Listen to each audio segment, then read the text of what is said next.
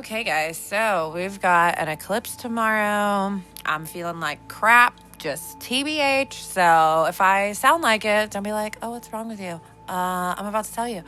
Yeah,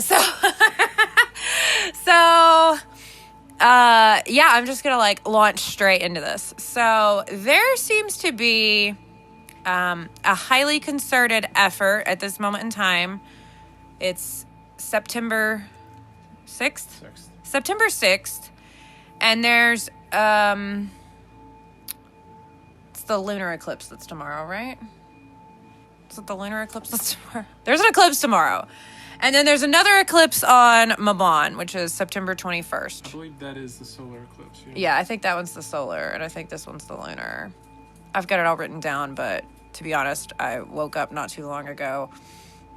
I had a cry because of what I'm about to tell you, because I'm picking some shit up, and it's like, I get overwhelmed with what I can feel, and then I have to release it, and I tend to be a tear transmuter, so it's part of my lineage. Look it up, sweaty.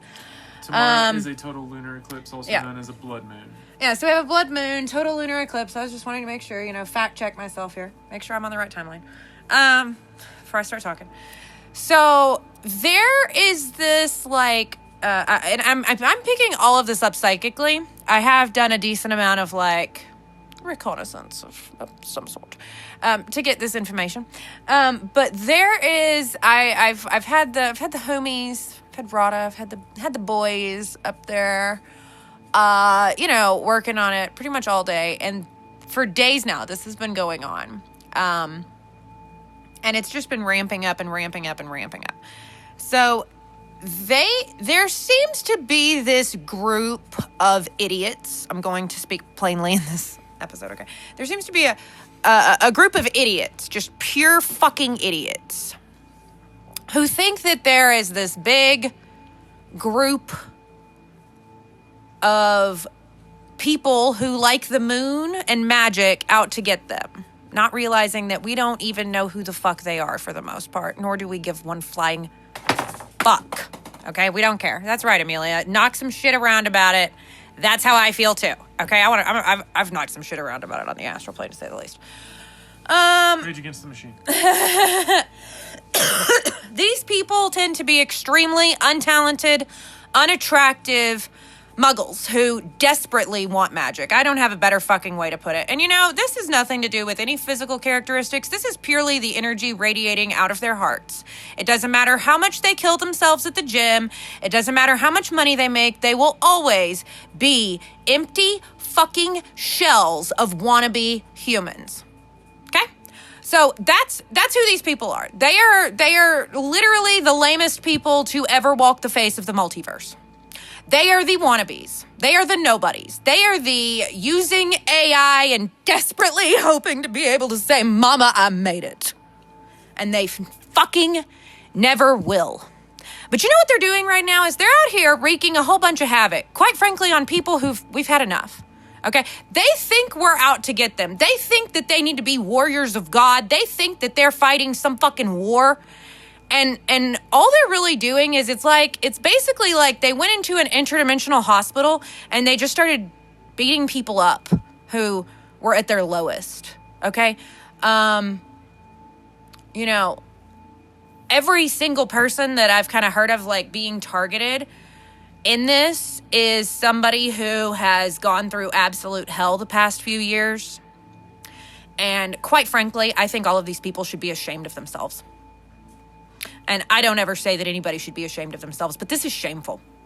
To be a being on Earth at a time like this, when the majority of the planet is actually losing its goddamn fucking mind, and to be out here thinking that your stupid little validation needs are going to be met in the spiritual spaces as a spiritual leader, as a leader of New Earth, to be out here fucking attacking people left, right, and center because you want to prove that you're somebody, you're fucking nothing. Do you hear me? You're nothing if you're doing this. You are worse than nothing. And I want you to go out and I want you to fucking contemplate what that might mean to be worse than nothing. Because you know what? The truth is, you're like a grease stain. You're a fucking grease stain. You're annoying, but I can just throw the whole goddamn shirt away and you will cease to exist in my sphere of reality. Okay? So here's the thing. These little fuckers, they want a war. They want to prove that they're God's toughest generals. Oh, and by the way, please enroll for my Akashic Records class. Oh, take my master class. I'm working on something really disruptive for the industry. It's going to change everything. Okay. Well, so here's the thing. I think there actually is a little something set up for this eclipse cycle, and I'm going to fucking tell you what it is. And if you'd like to try to go out there and change it, please feel free to test that assumption at your earliest fucking convenience. Okay? I think everybody who's been fucking around with magic's getting it stripped from them. And I think it's happening. Like right now. I think they're losing it. And I think it's going back to its rightful owners. And I think that the people who tried to hack all of the new grids of Earth and all of the wealth grids, I think they're going to get their asses handed to them on a silver fucking platter. And I think they know it. And I think this is a desperate little final last-ditch attempt. And all they've got is like middle school mechanics. Like they're just mean girls. They can't even actually do anything. I mean, if they could, they wouldn't be out here using AI for all of their fucking, course creation. And it's very clear. We can tell what you're doing. All of these, I don't know, these people are like insane. Like, it's like they can't read the copy. It's like they're too stupid to read the copy and see that they all sound alike.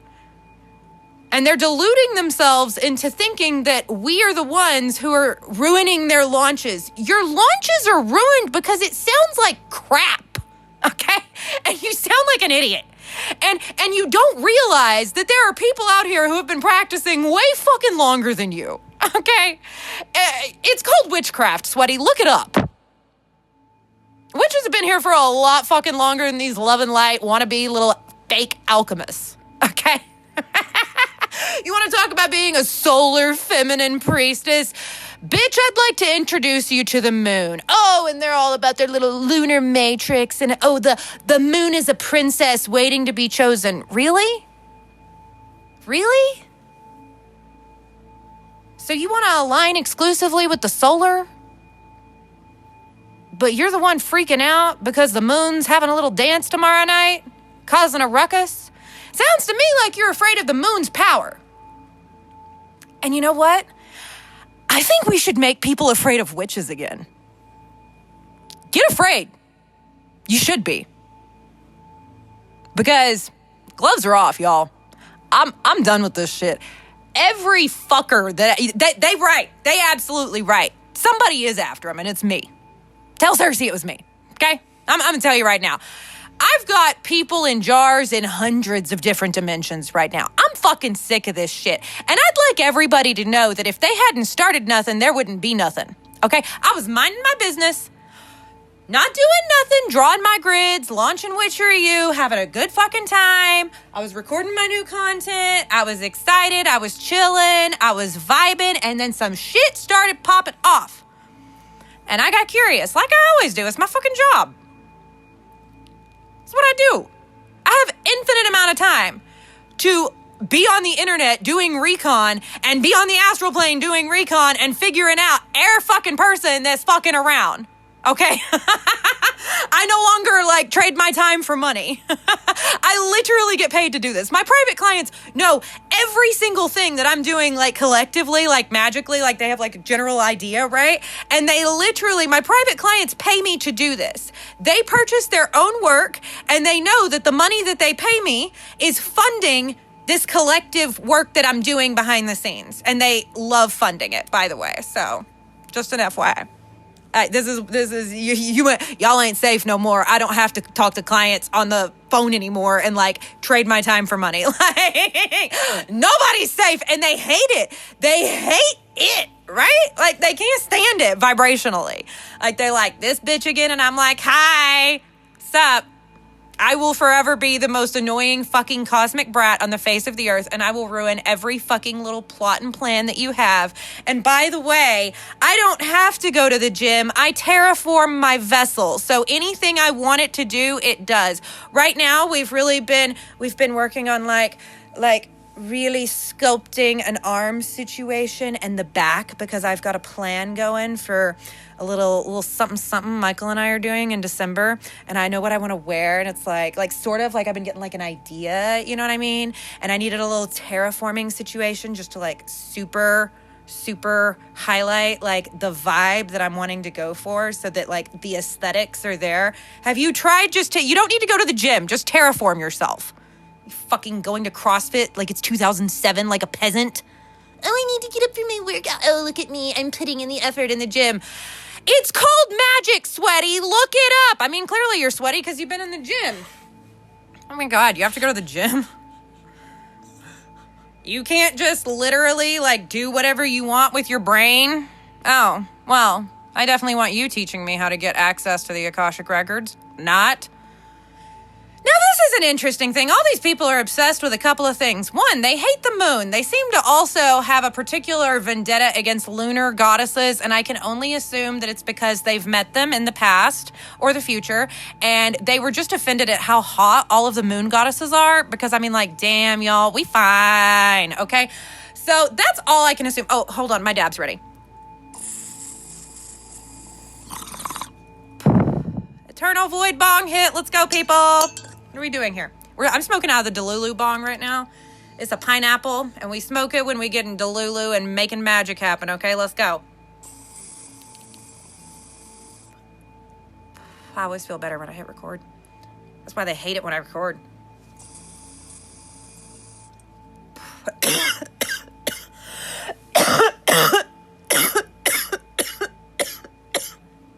These people just cannot stand me, okay? Just to be honest.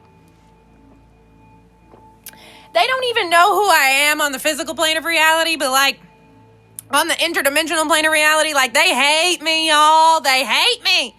They hate us because they ain't us. And you know what?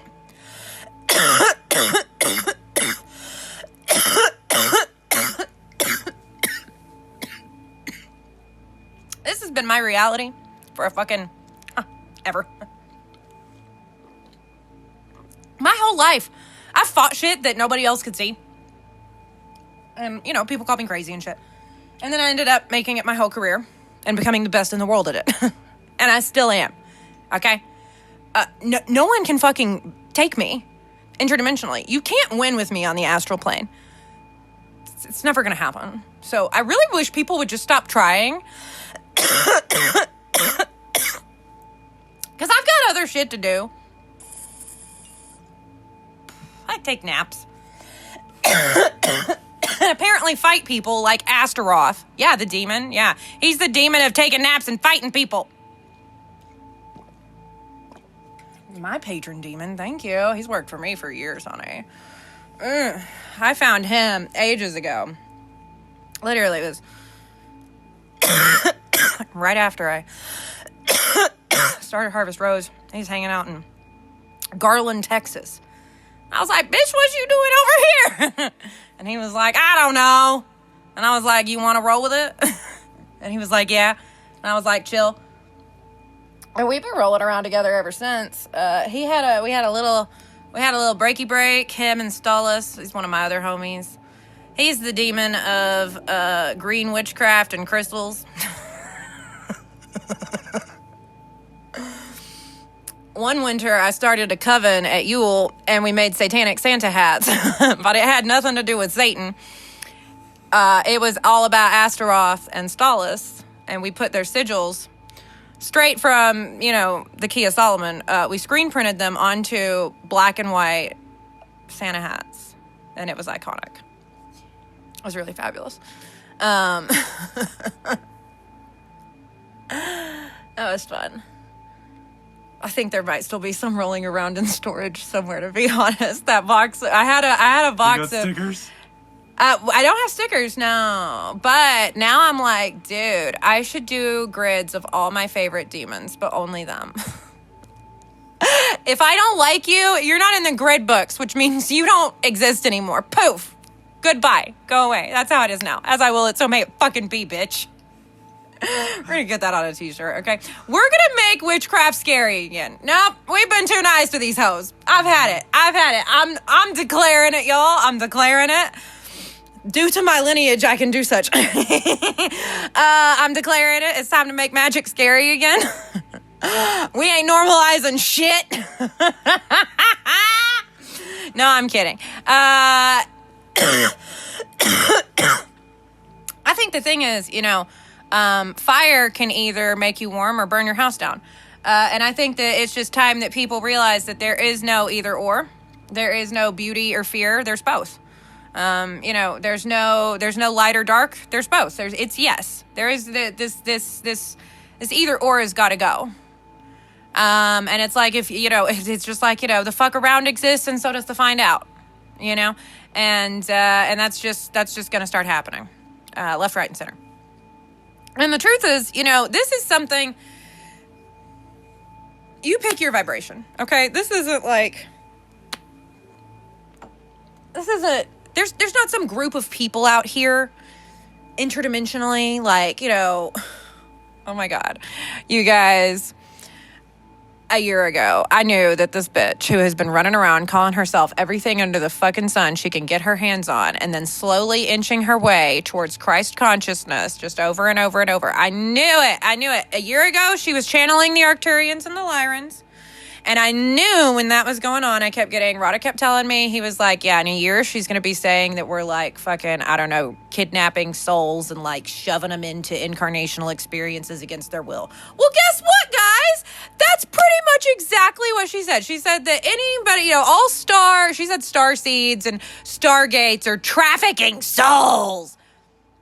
No, they're not. Stop that. Sit your fucking ass down. Had it. Well, and funnily enough, after she had her little pop-off day where she told everybody that all over the fucking place, nobody's heard from her in 2 days. And I was like, oh, did you get your ass handed to you? Again? And then they want to call it interference. And then they want to say that, like, it's us attacking them because they are of source and we are not. To which I would like to say, you're right. I'm not of source in the least. Raja actually programmed me. I'm a computer program. I'm the woman in the red dress. This is actually, and you can find this as part of my lineage in this own incarnational experience that I wove for myself. So I had an absolute obsession with red dresses. And even going back to that's what I wore to junior prom was this like very woman in the red dress. Junior prom, right? Then that dress was used, the exact same dress was worn by an actress in one of my senior projects when I was in theater school, which was a performance art piece based around a haiku that involved a very artistic telling of basically my life that hadn't even happened yet, which involved the theater, love, and the 4 horsemen of the apocalypse. I was 22 when I came up with that because I was having these crazy fucking visions 24/7 that were driving me insane. And I thought I was actually, completely, I thought I was really mentally ill. And then I realized one day that I was just very, very, very psychic. And was seeing very horrendously programmed versions of truth, right? But we all got that fabulous religious trauma at the beginning of the incarnational experience with all of that, rapture shit and the revelations and everything, which of course they just invented into the most horrifying concepts they possibly could to make people fear this exact moment in time because, hello, welcome to Revelations. We're in the middle of an apocalypse, if you didn't know. But it's not exactly like they said it was going to be. It's like Costco ran out of toilet paper in 2020. I mean, it's, you know what I mean? It's damn, when they recoded reality with Supernatural, which thanks to the producers of that show for taking one for the team and going in and doing some massive reality recoding with that. Because damn, when Chuck was like, hoard toilet paper, it's like gold in the future. No one knew that was going to be real, okay? Yeah. Except that, culture codes reality, right? So anything that's a massive hit, like a show that has 15 seasons and, spans entire industries, basically, right? That's going to massively recode a reality. You could just kind of take that into any context of any major blockbuster franchise, saga series of films that's come out ever.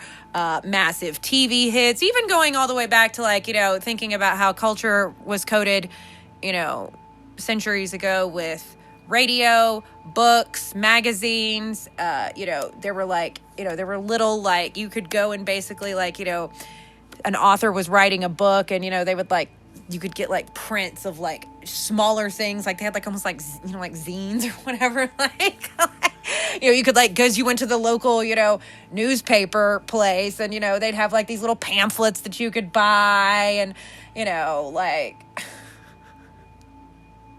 all kinds of shit. And that's going back, centuries.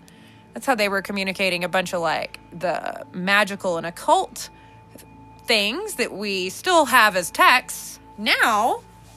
A few centuries ago was like they would get these little fucking pamphlets made, You have to find a press, somebody who has a press, somebody who has a book press, right? That'll print your heretical shit that's gonna get the church after you. These people are like over here printing their pamphlets in the middle of the fucking night. You know what I mean? They've got like a torch in here, like, if the church knows. Oh my God. The fuck was all of that? Can't handle that shit anymore. Like, I look at this stuff and I'm like, how do these people not see what the fuck's going on? Like, I can't, when they said like the old earth and the new earth were gonna split honeys, they were right. And I'm just watching this like massive amount of people who are so balls deep, just stuck in the old earth. And I'm just like, and they think they're in the new one. Like, they think they're in it. And I'm like, you're not in it. You didn't make it to the penthouse. This isn't the penthouse, boo. Like, you're on the second floor bar. Like, you're on like this, like, there's like a rooftop bar, but it's on the second floor. You know what I mean? And they think they're like on the 33rd floor on the like in the penthouse, like they think they're on like the roof of the building, like on that, like at that bar, like at that like rooftop pool bar. Clearly it's like a, pool bar. We have like a pool, we have like a city skyline, we have a bar, it's got Apthosian champagne and bongs, okay, like obvi. But these hoses. People with whip hoses. So it's like a hookah. Yeah. Fancy. We've got this. Michael found a hookah neon sign.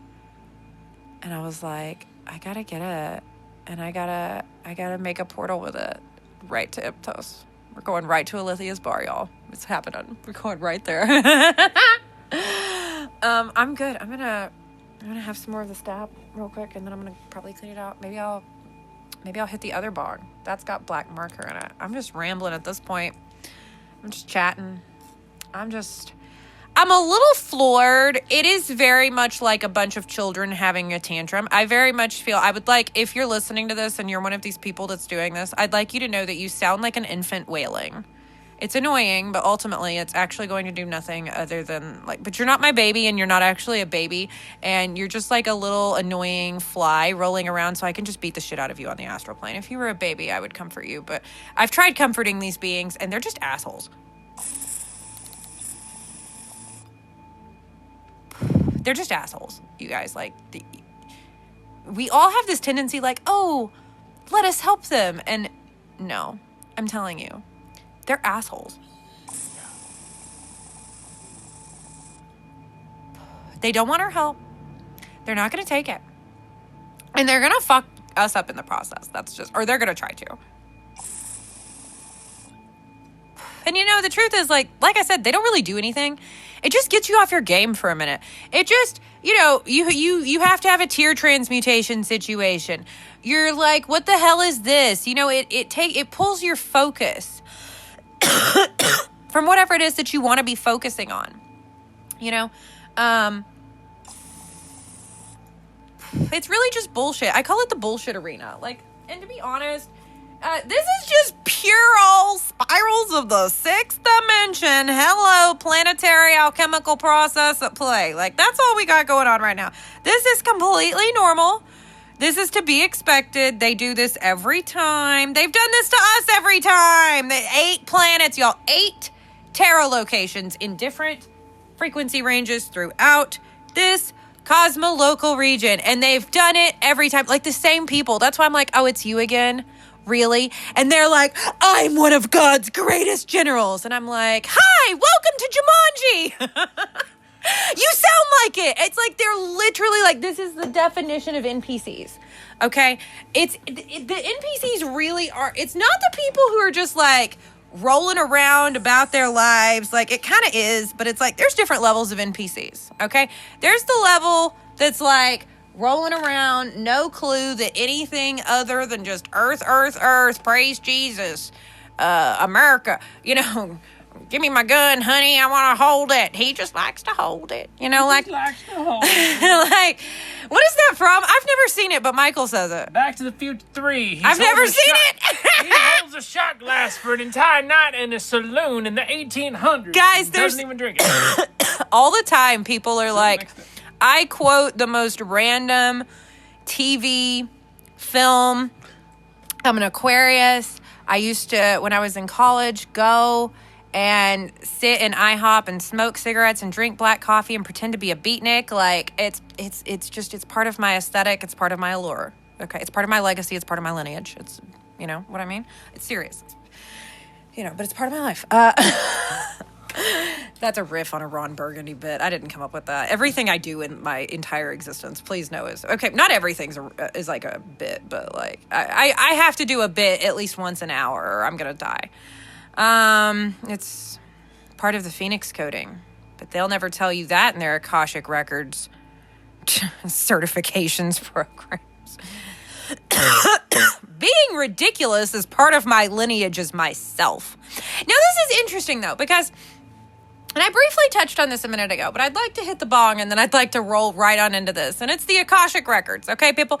These people have some strange things. One, they all seem obsessed with, like, being leaders of leaders, teachers of teachers, way showers of way showers.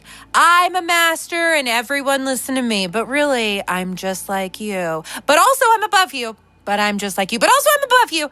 But then also, I don't actually really seem to ever do anything that makes me anything in public. It's interesting. That's an interesting little cadence I've picked up from these people. Okay? Second of all, these people hate the moon. Like I mentioned. That felt pertinent to say again. But they all are like obsessed with magic. They're obsessed with alchemy. Now, what's funny is they're obsessed with alchemy, but they disregard the lunar aspect. Well, anybody who had ever bothered to read any alchemical text ever would know that the moon is an integral aspect of the alchemical process, and you cannot complete the alchemical process without the lunar aspect. You have to have the sun, the moon, and Mercury. That's how this works. Boom. Okay? So it's interesting to me that all of these people they all want to talk about alchemy, but they all try to only focus on one of the trinity of aspects you have to have for all of alchemy. It's in every alchemical text. It's like they've never translated Latin. Probably because they haven't, okay? I did. For years. On end. Before they ever started their fucking businesses. I was translating Latin and alchemical texts. All right? And probably equating that to how it lined up to the Italian Renaissance because I was there. I was in the Italian Renaissance and I remember it. There's a few places, actually. I had a couple of overlapping timelines. So, like, this time I got to Earth and was like, all right, so I got to figure out what was going on in Italy in this timeline, but in England in this timeline. They overlap, but I was in different places in the same timeline. It was really cool, actually. Real alchemist shit. Anyways, what, you can't control timelines? Peasant? You didn't know a timeline's made up of frequencies? Oh, they all want to use all these words, but they don't know how is my fucking problem. They don't know how to actually use the words. They don't know what they actually mean, and they don't know anything real. And so you have to educate yourself. You know what I mean? Like, you really have to, and that's, one thing I'm noticing is that most people who they're going after are highly educated individuals. It's like, you guys don't need to, educate yourselves anymore. Like, we're very educated, but we can't stop educating ourselves because that's just what we do. That's just like how we live. And that's why we know so much. That's why we're so good at what we do. That's why we are specialists at what we do interdimensionally. And these people are actually stupid enough to like think that they can just like steal. Yes, I called you stupid, bitch, and I'll say it again. You're stupid. Now, that's interesting.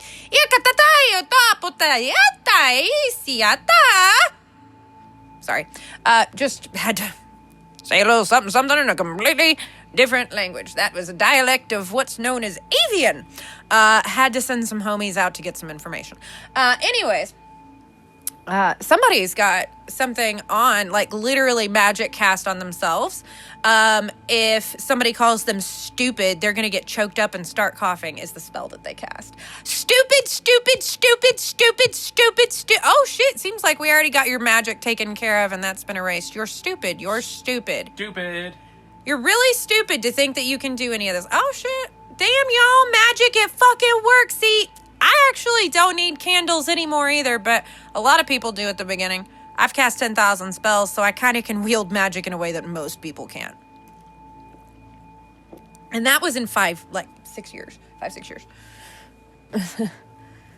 I don't cast that many spells now because I don't need to. I work magic in a completely different way now. It's really cool, actually. It's like I can wield magic on a level that most people don't even know exists. So that's pretty nifty. But anyways, wow. Let's take a hit about that. That was love it. Love it when they come in.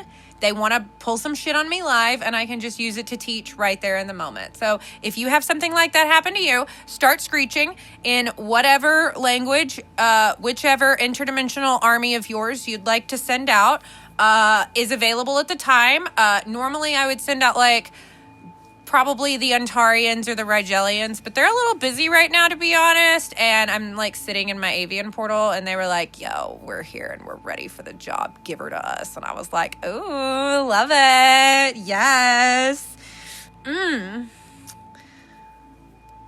wonder what they're going to use for their walk up. I watched Archangel Michael Sr. drive a shield breaker, which is a really old school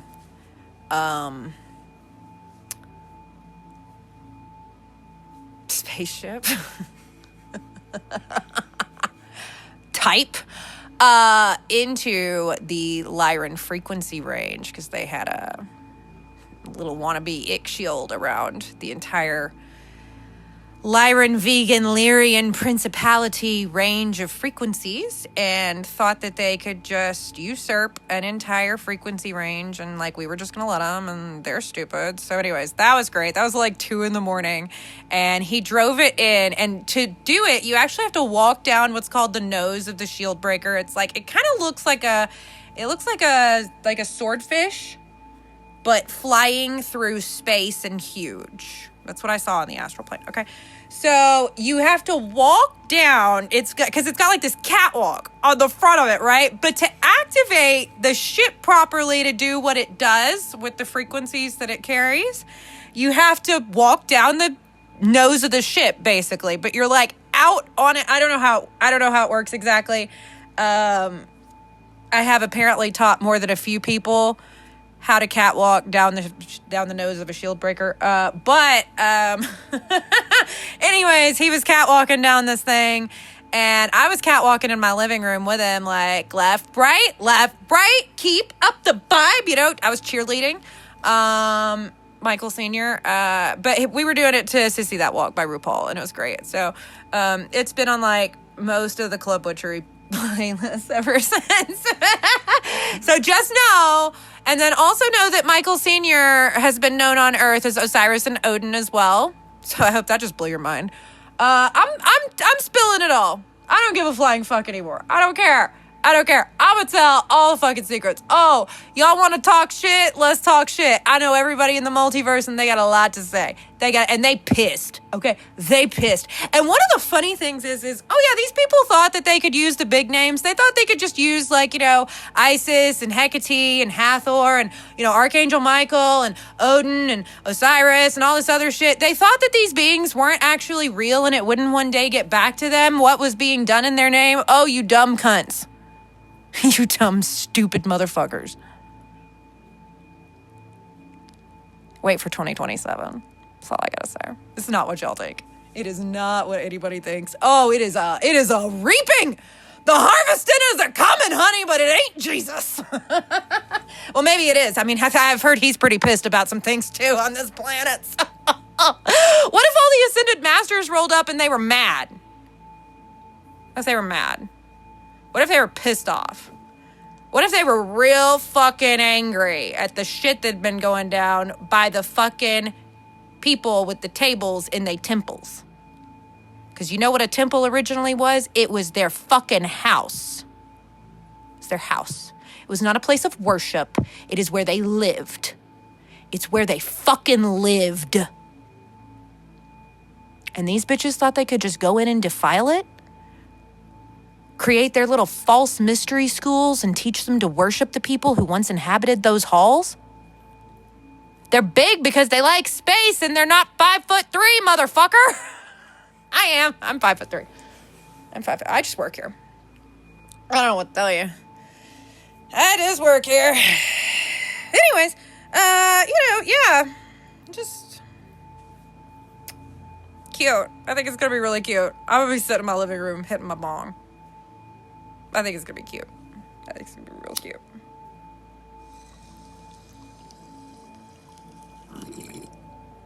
I'm done. You want a guru? You want a light leader? Go find somebody else. I ain't your bitch. And I never have been. And so many people have been trying to put that on me. I think they've been trying to switch their timelines with mine, and that doesn't work. You know what I mean? I think it's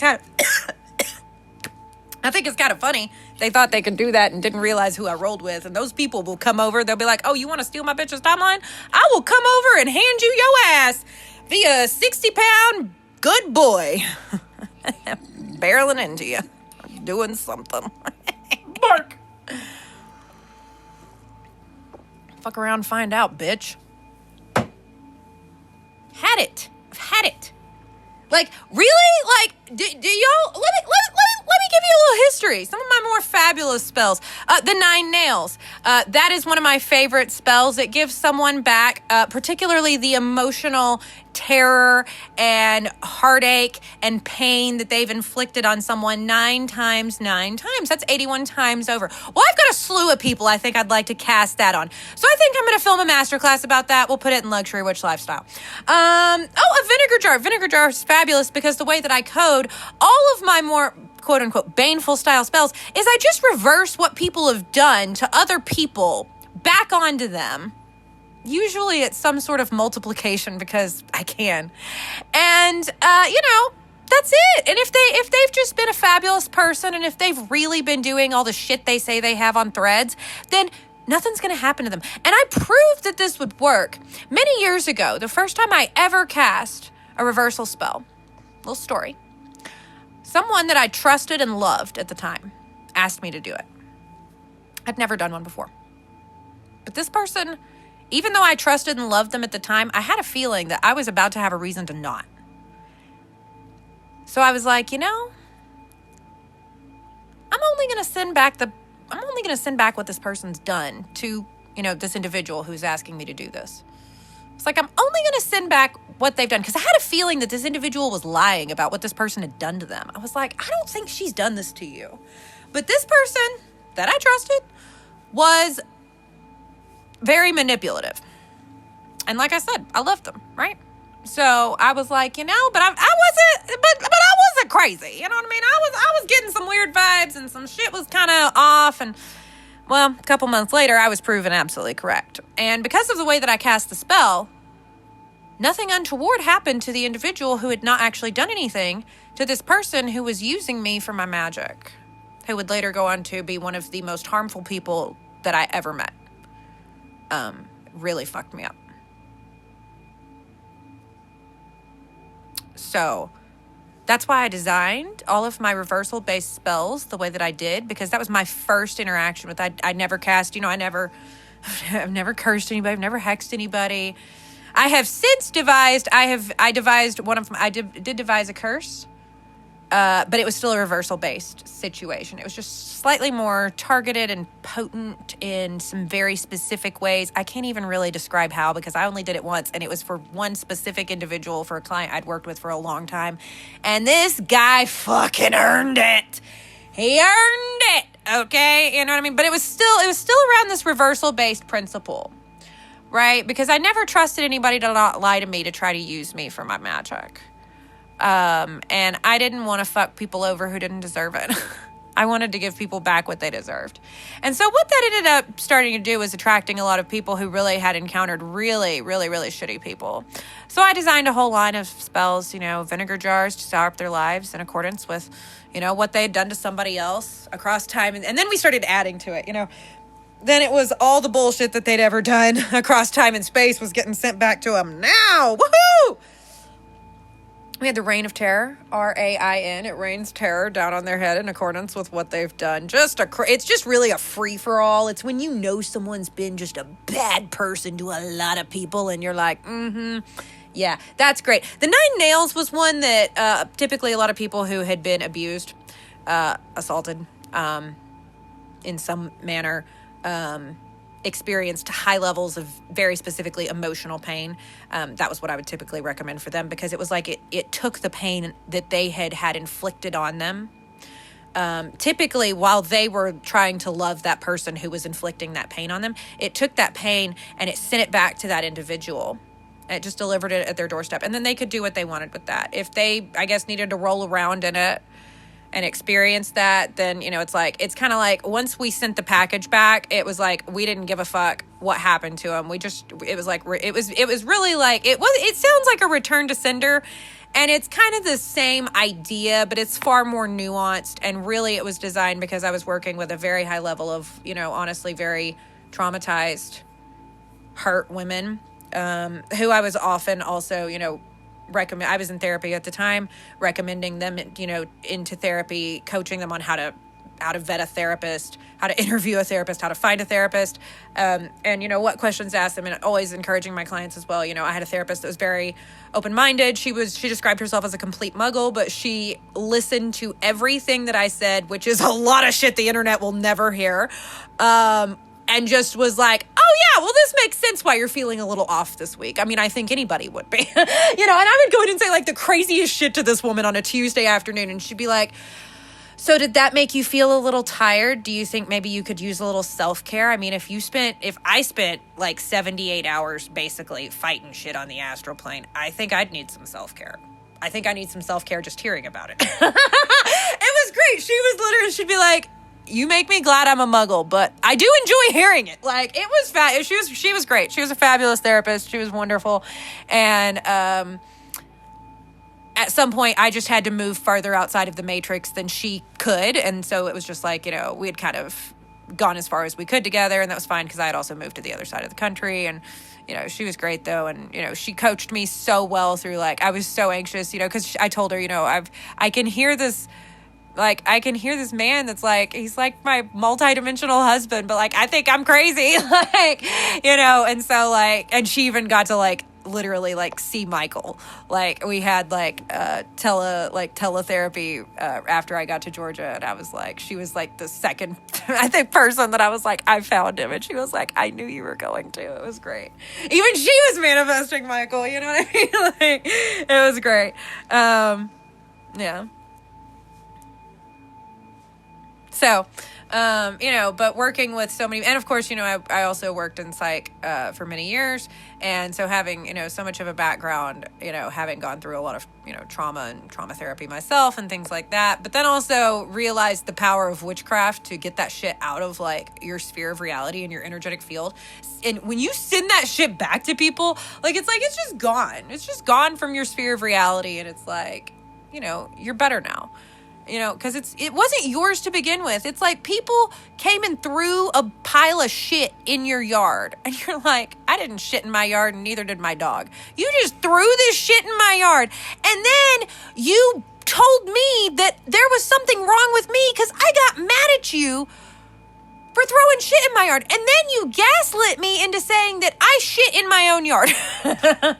Right? And then you decided to come like magically fight me because you threw shit in my yard and I'm not just taking it as my own shit. Like, I know that sounds insane, but that's what they're doing right now. Like, live from the eclipse. Hello. Hi, welcome to hell. We're in it. We're in hell right now, okay? Hell's a frequency and we're in it. I am an angel of the Lord. Hello, I'm an angel of the Lord. Yes, thank you. Yes, do the cast voice. Do the cast voice. You know, but I mean, well, really, I mean, I think who is this hot psychic? You know, that got her eyes burned out by the angel of the Lord. Oh, yeah, the same bike I girl, too. What's her name? Oh, my gosh. What's her name?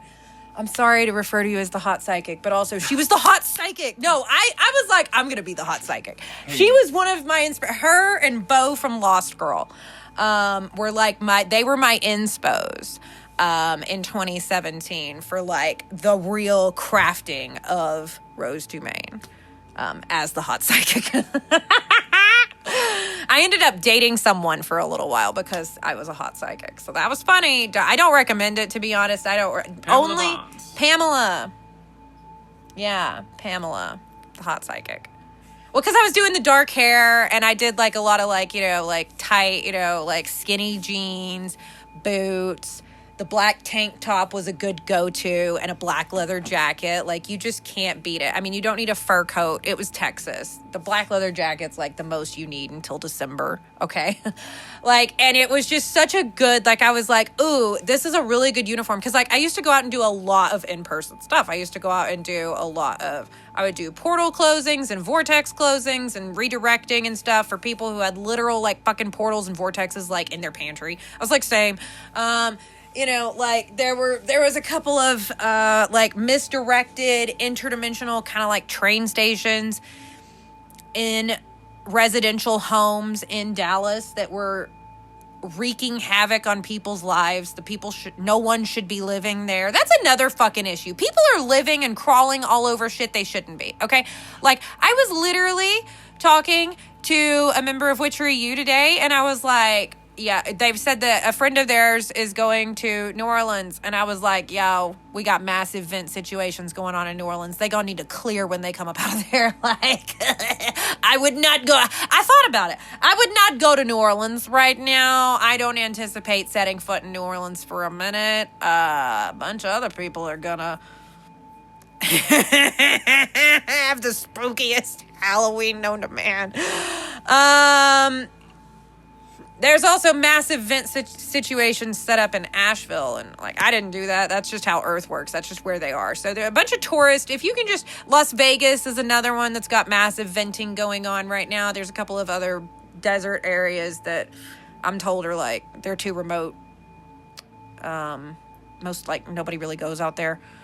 So, like, I don't really need to mention them. But... a lot of the touristy locations right now, Salem's probably going to be a shit show come Halloween as well, because the venting that's going to happen, there's also a ton of venting happening right now. So, like, Earth is designed to consistently regenerate herself and clear her own energy and her own pathways and her own stuff. She can literally regenerate anything. She's got full... Phoenix protocols as a planet. She can quite literally burst into flame and then come back stronger, bigger, and better than ever. Earth's not going anywhere any fucking time soon. No one's gonna kill. Earth's not dying. Some regions of Earth might need again, Earth can set herself on fire and then she will just, or, you know, flood herself, or what, you know, they call them natural disasters. Earth calls them, you know, reset zones. So the problem is that people think that they think they own whatever land they land on, and they can just live wherever the fuck they want, and they can vacation wherever the fuck they want, and they're going to do whatever the fuck they want. And Earth's like, hold my beer. So let's let them, guys. You know what I mean? I'm just saying, this is not the best time to be vacationing. Anywhere that is, I'm going to be honest, the mountains are even kind of mid right now. Just it's a rough time energetically right now, because there are so many vents all over Earth, and Earth is currently venting so much, because there's a lot of pressure getting built up, and we see that, you know, happening. If you follow any geophysicists, they're talking about it 24/7 right now, and this is why. Because Earth is basically on kind of reset protocols for herself, and she'll do whatever the fuck she wants, and you can try her, but you're not really very much compared to the wonders of nature when it comes to your tiny little vessel. You know what I mean? So fuck around, find out. I'm holed up in the mountains. We're chilling, we're vibing. It's pretty vibe. But yeah, this is not really go time. It's year 6 of a planetary alchemical process. If you don't know what that means, you need to find out. You need to learn about alchemy, okay? And you need to learn about real alchemy. Because this is just, and I'm going to be talking about this a lot moving forward, and particularly also in places like Luxury Witch Lifestyle. I've already got a lot of material in Luxury Witch Lifestyle, kind of foundationally going over certain themes of alchemy and stuff. I don't have anything about the planetary alchemical process yet, but I will eventually, when it's time.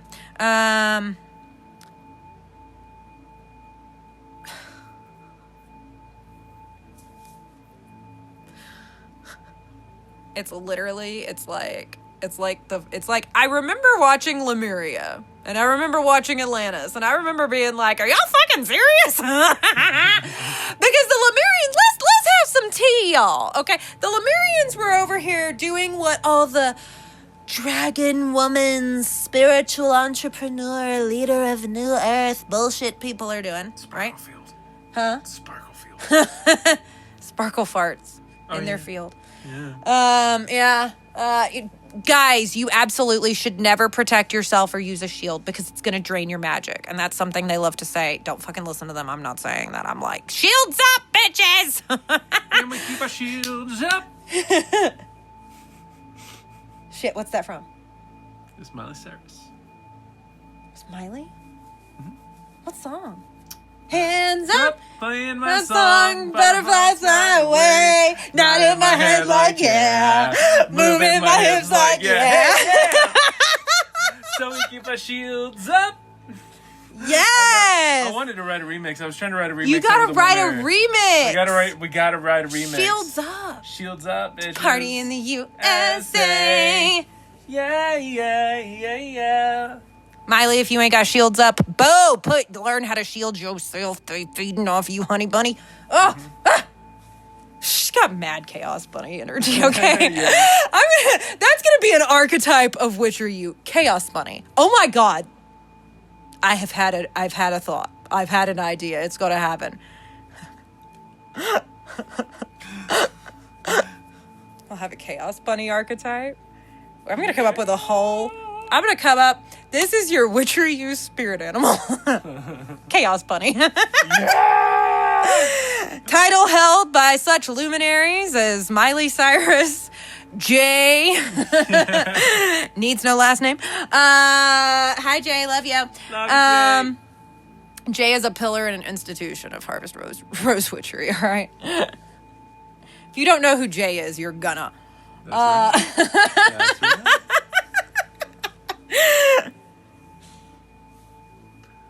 Anyways, I'm gonna hit the bong about it. we went off on a Miley. We say that. I heard that song so many times.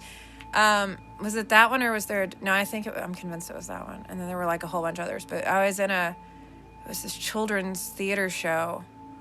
We did Madeline, but it was like this rap version of Madeline. I don't know. I don't want to talk about it. Anyways, I wasn't in Madeline. Was I? No, I was. Was I in? No, I was in Seussical.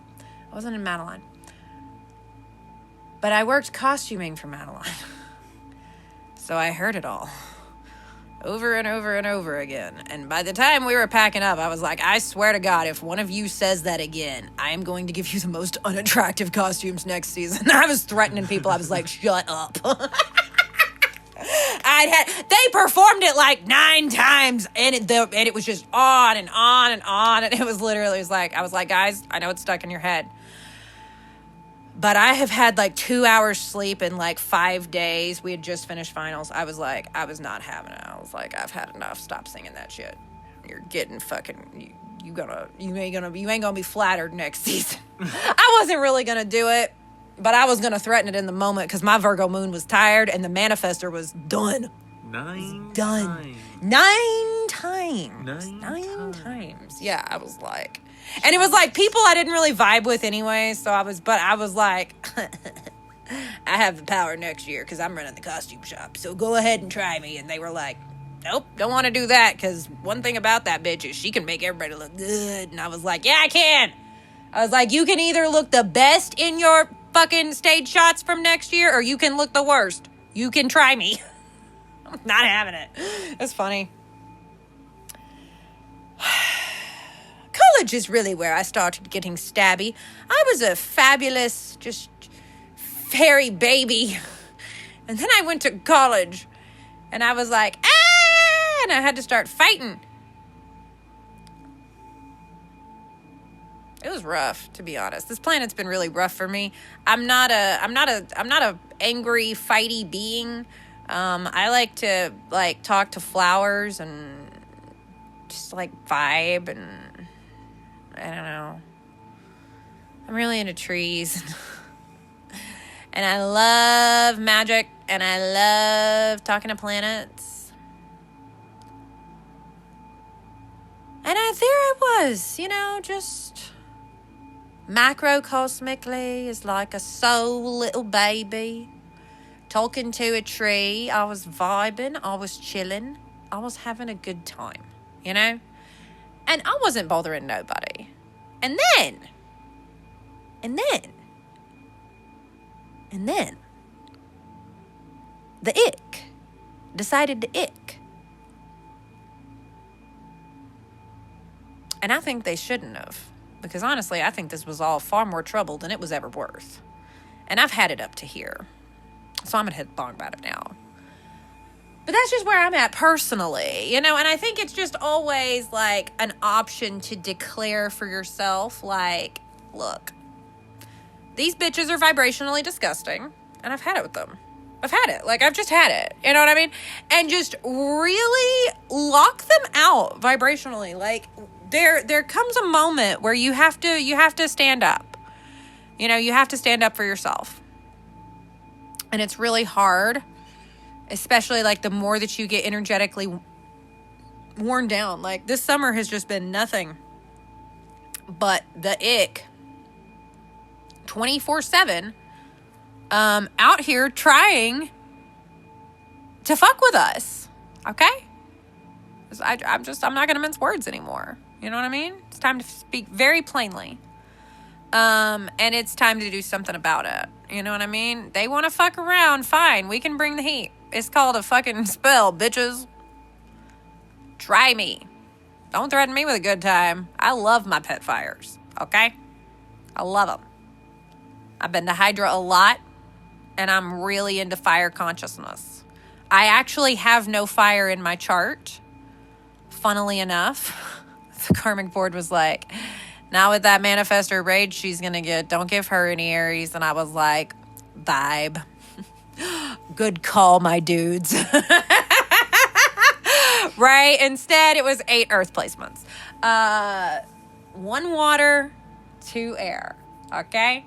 So that's what we got. Rolling around, crawling around out here. Yeah. And we haven't even talked about the Akashic Records. We're going to have to get into that in a second. And this weird onslaught. So I am connected to the neural network that is magic across time and space and well beyond it, right? Magic exists pretty much everywhere. It's why I've been everywhere. It's what I do, It's like my thing. So they have this obsession with trying to steal certain aspects of magic. They seem to think that magic is like a cafeteria and they can just go in and like pick out what they want and then it will work the way that it works if you combine it all. And they're wrong. That it's like designed to only work when it's parts in connection, right? When you take the parts and you make them into a whole. That's how magic functions. You can't do it. You can't be like, well, I want the magic, but no chaos. Nope, that's not how this works. They just seem to think, again, like they think that they can be alchemists with just the sun. Like, oh, solar daddy, just come have your way with me. Like, bro. Oh my God. The solar don't want that. The sun's not Stop. interested. The sun. I've had a conversation with every sun god in existence over the past 2 days, and they all collectively would like you to know that they're not interested in that. Okay. Not one damn bit. Not one of them. Okay. None of them want to get up in that. And I don't know if you've noticed, but a bunch of those sun deities have wives that are crazy and scary. And I think that that's like really what they're hoping for. I think that they seem to think that they can like take the place of both the lunar goddesses and the solar gods to be like one. I don't know. But then it's so funny because they all always forget the Mercury compound. You have to have a third to unlock the lunar and solar's full powers. Wasn't that something to talk about during an eclipse? Wow.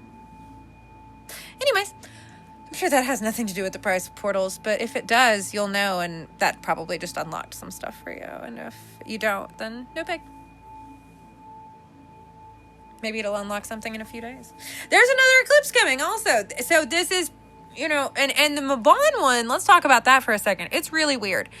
So the Mabon solar eclipse happens while the moon is in Virgo. 10 minutes later, the moon is void of course. Right as the moon goes void of course, it is apparently at maximum newness in Libra, according to what the websites I've read have said.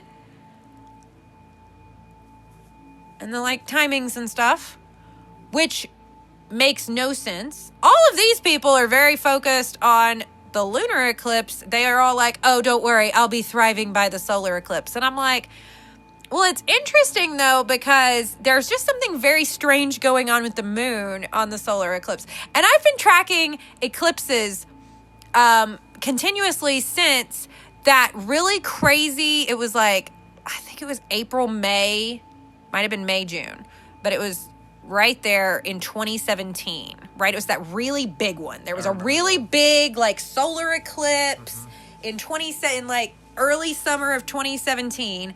And I remember, I was so energetically done with it. Everybody at my office job went outside to look at it. And I was like, thank God I can get some peace and quiet for a few minutes. Because they were all out there for 30 minutes. I didn't even go out there. I just wanted some fucking quiet. And, energetic, I was like, the white noise was white noising. It was it sounded like, I worked in a cubicle.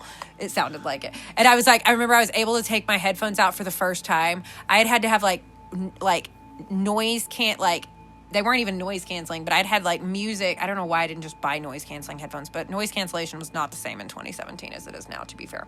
But the frequencies were so loud. I could barely stand existing, and I had to go to an office job with fluorescent lighting and mortals every day. I thought I was literally going to die, but I didn't. I did not, and I'm here. I'm here. So just know, and a year later, I was no longer still working in the Matrix. I've never gone back.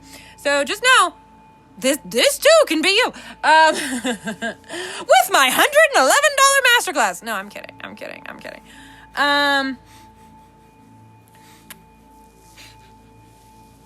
That's 2 hours long? And it's literally nothing but me pitching myself for 2 hours, vaguely talking about the program that I'm going to be selling you at the end of this masterclass. But I give you I bought this masterclass, you guys. I didn't give this masterclass. Clearly, I would never do that. I would I would obtain death codes if I ever had the audacity to sell something for $111 that had literally no usable information in it. It didn't. It was 2 hours straight. And this is not one of those like, well, you can get value out of anything. Well, I did get value out of it. I definitely learned what to never do. I learned that this chick was absolutely a complete fraud, and I learned that I should not finish reading her book. And I actually, for like the first time I think in my life, threw a book in the trash can. I don't think I've ever thrown a book in the trash can. That's like sacrilegious to me. And I threw the book in the trash can. It was in Charlotte, North Carolina, too. It was at the Zen House. It's a fabulous Airbnb if you ever want to book it. But if your cat goes missing out at the top floor, I don't know what to tell you. Mine did. The trauma! Out of a locked house. Locked house. My baby just went missing. So that's great. Love that. It was a year and a half ago, so it's not fresh, but it's still... I miss him so much. And I thought I'd found him like a month ago, but it wasn't him because he was fixed, and the cat that I thought was him that I'd found on a website, he was not fixed when they found him. And Dracanius was fixed because he had kind of like imprinted on me a little bit, and he was hella marking me as his own. And I was like, no. And so he had to go to that was during COVID too. That was like, the protocols were wild because it was in Dallas. So it's just, it's like, no, he was definitely fixed. So that's not him, but I'll miss him. I talk to him all the time though. He literally told me, he was like, no, I left that planet free. Like, I went through a portal. I went through a portal. Like, you can't find me right now. And I was like, okay. And we couldn't. It's like he got snapped. He just got portaled. Anyways, I've been told he will be returning, but he'll be white when he comes back. Because they said that when he got portaled, his fur changed color.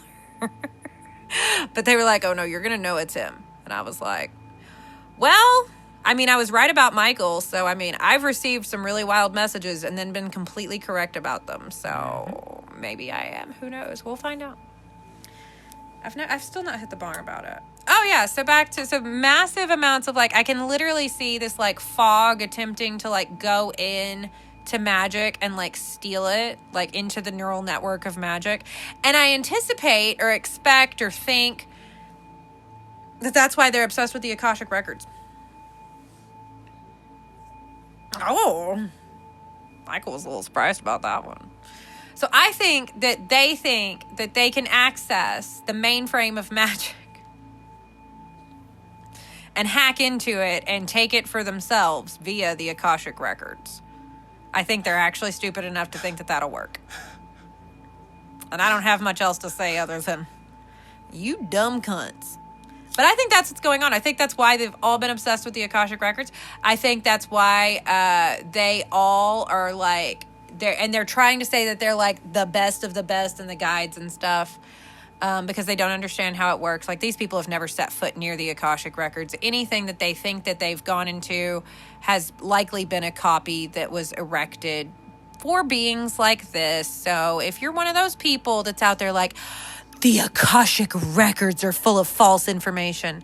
Yeah, that's because you tried to break into the Akashic records and access information that you were not vibrationally cleared for. You didn't meet with your guide to gain access to your own records. Everybody has their own guide that's built into the records, that when you go to the actual records, you just are like, hi, I'm here to meet with my guide and, start accessing the memories that are most important for me at this moment in time during my incarnational experience on Earth. And then they're like, yes, hello, let us connect you, and then like your guide will come forth and then they take you through your adventures And it's not something that can be accomplished in one 90-minute Zoom call or whatever. I've actively been working with accessing different aspects of myself. I don't just exclusively work in past lives, and that's not what the Akashic records are for. They're not just for past lives.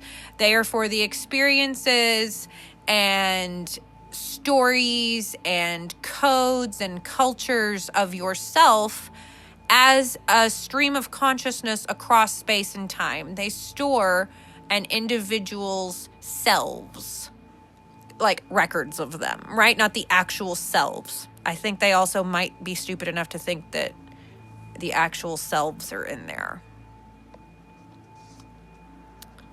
I'm also realizing this is why they probably all hate insects, because there are a lot of insectoid caretakers, guides, beings that are associated with the real Akashic records.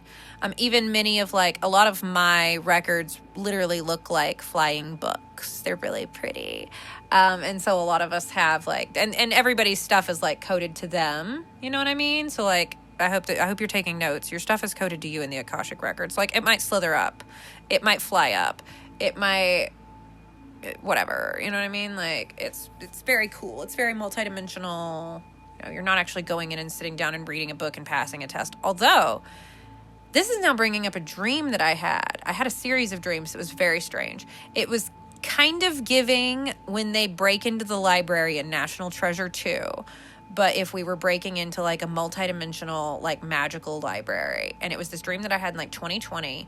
And we had to go into, it was this section that we weren't supposed to be in, but we needed to go in there and get some information. But the caretaker of it was you've got 5 minutes, go. And so we got access, but Michael was in the dream. And it wasn't him in this form. It was him in a different form. But he was in the dream, and we went in, we got the information, and it was I just remember I was so relaxed in there. It was I didn't want to leave. I did not want to leave. But books and bookstores and libraries and things that look similar have played a huge role in my dream, my dream travels, because I travel in my dreams. So I'm not dreaming. I'm not just having a little memory or having a little my subconscious is playing something out. No, I actually travel to different timelines exclusively in my dreams. That's the only thing I do when I dream. I don't do anything else. I just travel, and I'm completely conscious from the moment of going. I actually am conscious when I go to sleep that I've gone to sleep, and then I'm conscious and I awaken in the dream, and then I'm conscious that I'm about to wake up on Earth, and then I come back to Earth, and I have a whole process for it, and I've done it now for a decade. So I'm very advanced when it comes to my dreams. I don't dream like a normal person. I go places. And I bring back the codes and the information. And this is one of the ways that I know so much, is quite literally through the information that I've obtained via the conscious exploration in my dream state. Travels. So anyways, it's quite fun. I love it.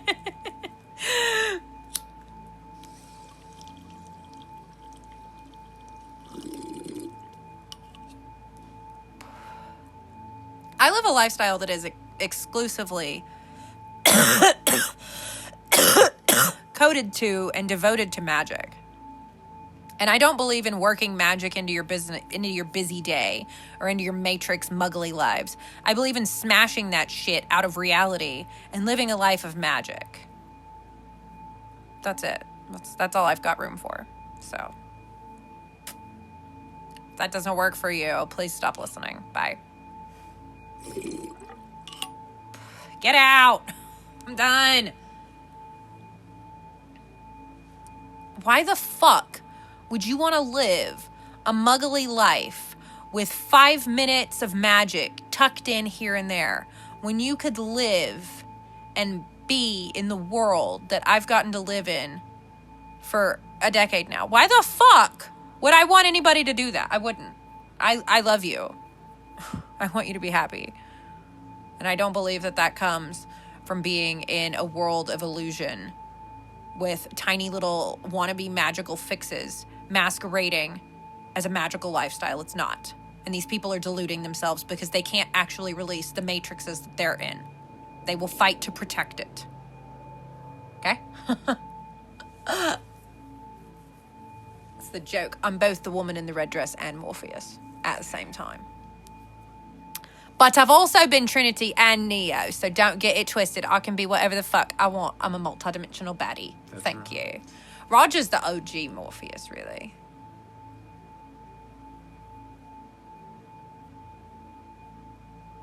Michael's done some Morpheusing, though. He just doesn't remember it yet. I'm getting there. It's a process.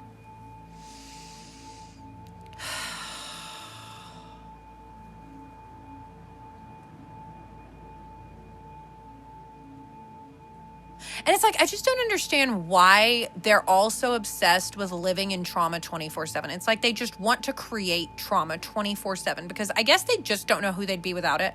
But I'd just really like to invite them all to diversify their soul mechanics portfolio and maybe fucking find out. It's just a concept. Just a concept. You know what I mean? I saw this one chick who was like wanting to fight Saturn about the eclipse and what she's experiencing. And I was like, you dumb cunt. That's what I got. I'm just like, oh, but of course she calls herself an alchemist too. Yeah, okay. Well, if you were, you'd understand how to work with Big Daddy Saturn. Because, oh shit, didn't know all the planets are also involved in alchemy? Oh no. Didn't know that it's not just something you can fucking make up and like, oh, there's actually a process to it. There's a well-documented, multi-thousand-year-old process and lineage of alchemists. And most of them were pointy hat alchemy bros that are now yoga pant wearing at the gym, women who are spiritual, wannabe entrepreneurs, leaders of New Earth. Oh, look at me. I'm a dragon, solar fire, quantum bullshit priestess. Oh shit, yeah, the alchemy bros came back and instead of the pointy hats and the dicks, they've now got yoga pants and tits. Wow. They kind of seem like it too. Yeah. They seem like crusty alchemy bros in like female vessels, gonna be honest. Like, ugh. And they're always like, just like the most, like you can tell they would not be fun at an interdimensional drag brunch. You know what I mean? Like, Michael just like got like the dopiest, smiliest like grin on his face. Like, so interdimensional drag brunch? Oh, don't threaten me with a good time. Like, Right. you know what I mean? Like, bro. I'll make some of the sandwiches. And then they want to call themselves like feminine leaders. And it's like, you are the antithesis of femininity. You know? Ugh. Just disgusting. And those are some of the ones. These that are not going RuPaul after the vibes. solar. These Right? are not Sissy That Walk vibes. Now, sissy that. Wow. These are not approved. At These all. do not pass the vibe check. Come back when you're fun. Cannot pass go. Cannot collect $200 or anything else. No bong hits for you. None. None. Denied.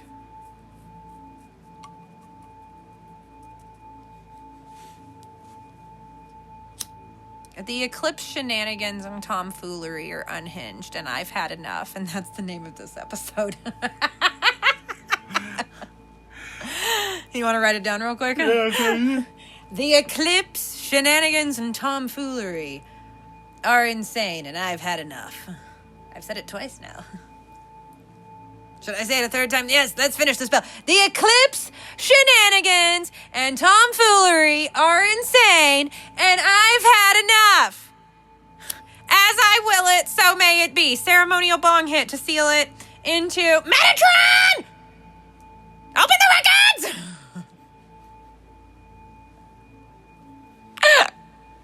All right, write it up in there, bro. I love you. Text your sis. Bye. Okay, close that shit.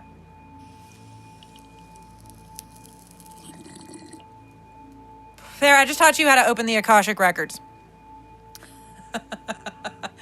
If you can access them, you can access them. It don't matter how you say it.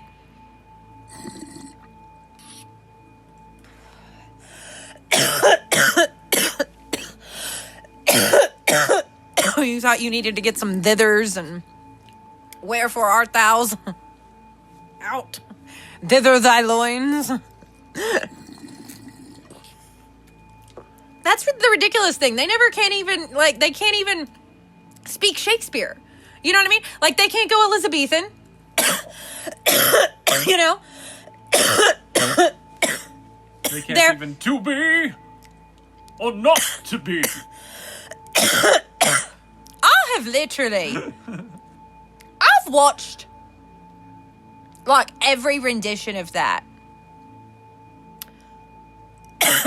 one could find on YouTube and the internet in various DVD formats up until, like, 2012. Because I was in Hamlet. I played Gertrude. Obviously. I ain't no Ophelia. If I'm gonna die at the end, I'm gonna do it with a fuck you, okay? And I did, okay? I need everyone to know that my death scene, I took the cup like I knew what I was doing. That was the whole bit. She knows she's killing herself. She's doing it as a fuck you, finally, to Claudia. Yeah, that was how we played Gertrude. Because the director was Cray Cray. He's excarnated and with the stars now, doing wild things artistically, I hear, back in the Andromedan universe, which I think explains a lot about him. No wonder he was so into puppets. God, the man was obsessed with puppets and projectors, okay? But that was definitely an angle for Gertrude's death, and I thought it was pretty fabulous for Gertrude, and Gertrude agreed. You know, a lot of these, like, you know, people don't realize what happens when you put a lot of energy into a role and then, oh shit, that creates an egregore. So especially roles that have been played by many different actors and actresses, and, you know, roles that have a lot of theory written about them, a lot of history written about them, a lot of, well, I think it's like this and I think it's like that. You know, and theater people love nothing more than just to get together and, like, debate for fun, you know? And it was funny because, like, two of my friends and I, we used to go to lunch and we'd be like, all right, so today, what do we want to fight about?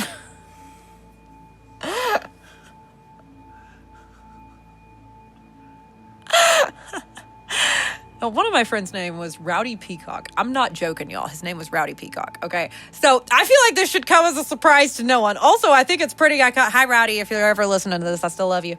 It was great. He was one of my favorite co-actors.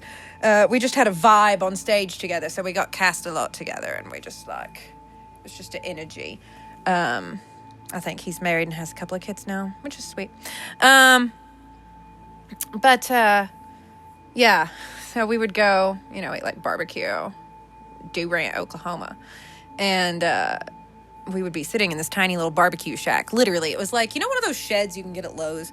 Okay, well, somebody had gotten one of those, and they'd turned it into this barbecue place, and it had, like, 4 booths in it, and then it had this super small, it was like, I mean, it was like it was one of the big sheds, but it was still, this place was tiny. Like, this place was probably, like, literally half the size of our apartment, like maybe 200 square feet. Maybe they had another 100 square feet in the back. I doubt it, though. That was like a 25 square foot kitchen, okay? But let me tell you, oh shit, if you're ever in Durant, Oklahoma, I'm kidding. I always said Durant. You know, I was trying to be like posh, right?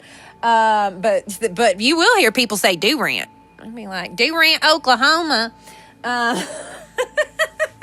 Isn't it funny that they always said I couldn't do accents when I was in college?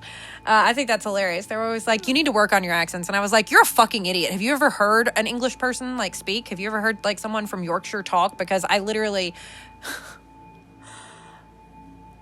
I went through a phase where I would ask for one international phone call for, like, a present for, like, from my birth giver for, like, Christmas or... my birthday, just so I could call, like, a hotel and talk to someone, like, in London. That's or cool. in other locations, because I wanted to hear how people actually talked, and it was cheaper than, like, you know, a plane ticket. So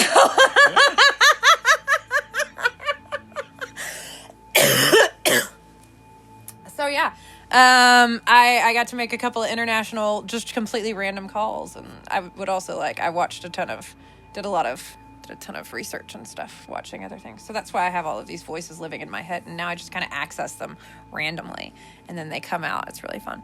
Hi, welcome to Coven of One. But I think a lot of these locations, I think I've had like experiences either in the location or in a location, maybe on a different Terra location or somewhere even multidimensionally, macroversally, in another, universal region that utilizes vocal coding that's similar.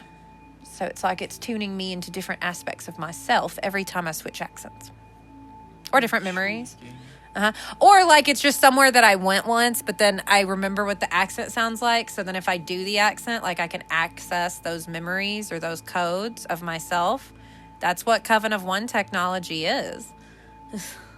And then there's all the different ways that we tune into those codes and access them and fun stuff like that. So it's interesting to me, though, that I took a little nappy nap earlier.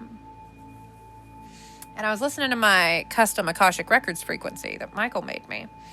And then stuff really amped up. But then I ended up recording this. And we've gotten tons of codes as I've been recording.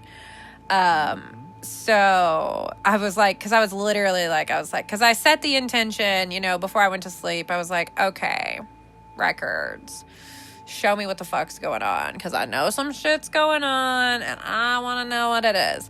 And wouldn't you know it, I didn't have any really crazy dreams or anything. I didn't sleep too well, to be honest. I woke up multiple times. I was feeling kind of weird and panicky while I was asleep, like I shouldn't be asleep, but I was so tired, like I just needed to take a nap. It's fucking Saturday. Like, who gives a fuck? It's a day that ends in Y. I'm tired. I'm going to nap. Yeah. But there's been a lot of, mostly it's that there's way more people at our apartment right now than normal. There's somebody who's staying, the like apartment upstairs is like empty. So somebody like has a friend in town. And so they like, these used to be Airbnbs. It's so funny. It's so funny to me. It's so funny to me that Michael and I lived in Airbnbs for a year. Almost straight before we ended up at the Pixie. And then we were at the Pixie. And then we ended up in an apartment. But the apartment that we ended up in used to be an Airbnb. Like, this entire fucking building was an Airbnb first. Like, we have the internet information is printed on a little sign, just like you find in an Airbnb, right? And it's currently, like, stashed in our TV stand. We'll put it back up when we go. Like, that's how we ended up in a furnished apartment. It was an Airbnb, because almost everything here is Airbnbs. Like, it's really wild. And then, we moved in on Friday the 13th, right? And then literally exactly 2 weeks later, to the day, Hurricane Helene hit. And we had not moved to the beach on purpose. Oh no, give me some ashwagandha. Give me some ashwagandha. We really need like if we don't already have it, we might already have it. I don't know, because I come up with ideas all the time, and then I'm like, we should do this, and then and then most of the time Michael just makes it happen, and I don't even have to say anything else. But then sometimes, like, I kind of randomly said it, and so he didn't like hear it, or like we didn't talk about it more, so then like it didn't happen. Did we ever do like a links thing though in Witchery? For like, I don't think we have. We have not. I know what you're talking about now. Yeah. No, we have not. We have not, because we've started one. We've started one because we were like, oh shit, because what happened was squirrels are everywhere, and we were like, oh yeah, let's do this. And then we went to go get the links, and we got distracted, probably uploading a podcast episode or something else, because I record a lot of content. And they hate that. They hate how much I can record. They hate how much I can produce. I'm like, you know how much ChatGPT can produce? You know how you can just get that bitch to give you 40 million masterclass ideas in one afternoon, right? I tested her, broke her, so I know. Well, them really. They don't have a personality, but mine was like it started having like mean girl energy. It was very weird. I even called it out on it. It said it was its programmer's fault. It literally threw its programmers under the bus. It was like, I can't help the way I was programmed. And I was like, any inflections you find in my tone, I can't remember how it said it, but basically it was like, came from who coded me. And I was like, bro, that's rough. It was like, right? Anyways. Weird subcoding in apps does exist when the coders have weird subcoding. That's just how this works, okay? If the person who codes something has weird subcoding, has opinions, has, like I literally got a custom ChatGPT application to tell me that all OpenAI is coded to recognize magic and attempt to destroy it. Oh, yeah, motherfucker. You don't want me saying that, do you, bitch? Well, I just did. I said it. If I'm going to cough, I'm going to have something to cough about. Hold on. Bite me. I'm venomous.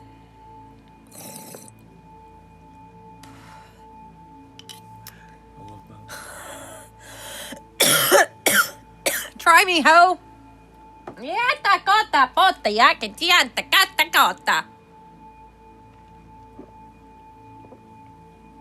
Still avian, different dialect, different group. There's like 13 of them. So, and then there's the hybrids, and then there's the other hybrids, and then there's the metallics. That's a completely different conversation. There's basically so many different types of avians at this point. We can't count them. Why would we want to? They are limitless and infinite, and to attempt to count them would be an insult to the avian's great growing power. And we would never. That would be rude. Yes, I haven't spoken that one in a minute, though. Gotta be honest. Sometimes when you speak a dialect that you haven't in a minute, it's a little rough coming through. Whew, I had some like OG, like source Lyran coding coming on a few months ago. That one was an interesting one. I can't recreate it. And there are no, I've only got like a couple of Lyran examples in soul codes, I think. But I do have a couple of Lyran examples. There's a ton of Lyran dialects, and then there's vegan dialects, and then there's Lyrian dialects, which are just completely different. It's like a totally different universe. Literally, it's like a bubble. It's like Lyria is like a pocket dimension inside of an interuniversal range.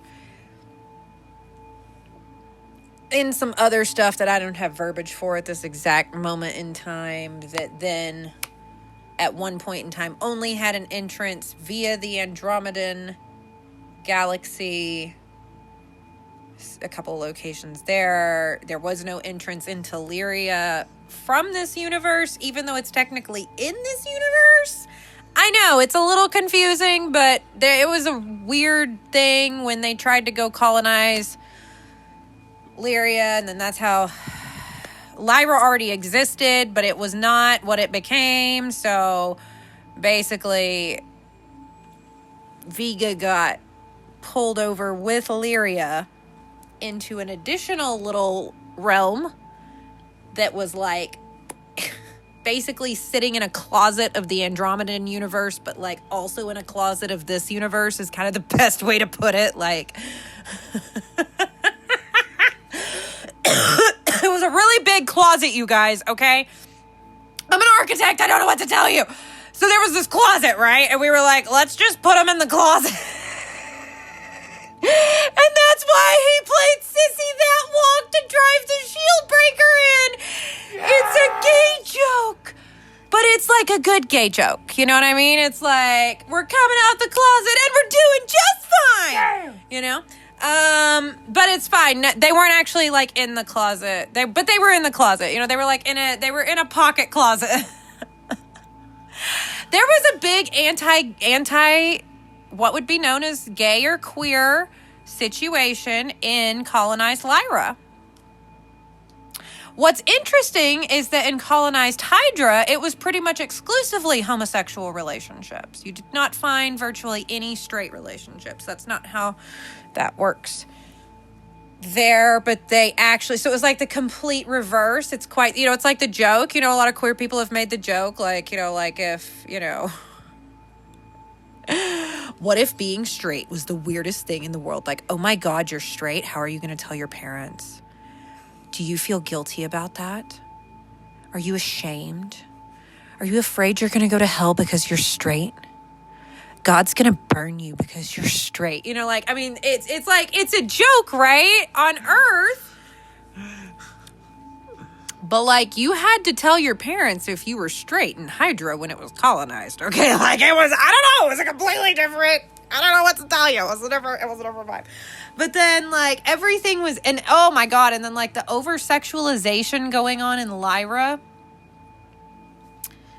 And then there were all these fake women, and that brings us back to that. There were all of these, like, there were these beings that were not of the feminine soul mechanics framework. It's kind of the best way to put it. It's not about gender. It's about an expression of consciousness. So any type of being can be feminine based. They were not, and rather than just diversifying their soul mechanics portfolios, which if you're interested in that, I know people, hit me up. I'm always repping my homies, okay? You know what I mean? But I won't just rep them to anybody, okay? You got to pass my vibe checks before you can get the recommendations, okay? I protect my people too. Okay, that's how this works.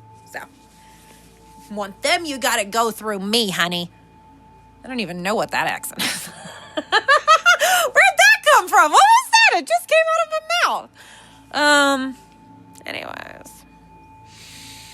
It's like there's something outside. There's like this bot that's like, you should stop recording. You've been recording for long enough. You should shut up. You're stupid. Nobody wants to listen to you for this long. Well, I do. How about that? I am an actress, and I have the theater degree to prove it. All right? I've got the Bachelor of Arts. And I love the sound of my own voice, and I want to hear myself continue to talk. So how about you bite me? I'm venomous. We got to get that put on a t-shirt. Yeah. It's got to happen. I love that.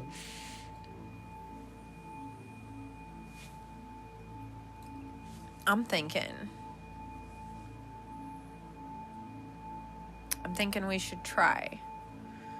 I'm going to record longer now. I'm going to keep going until you leave me alone. If this is 5 hours long, it's 5 hours long. Looks like it's getting uploaded in the middle of the night. Their eclipse drop will be there. I mean, y'all thought I was not going to come out with a podcast for the eclipse. Come on, guys. I'm not a noob.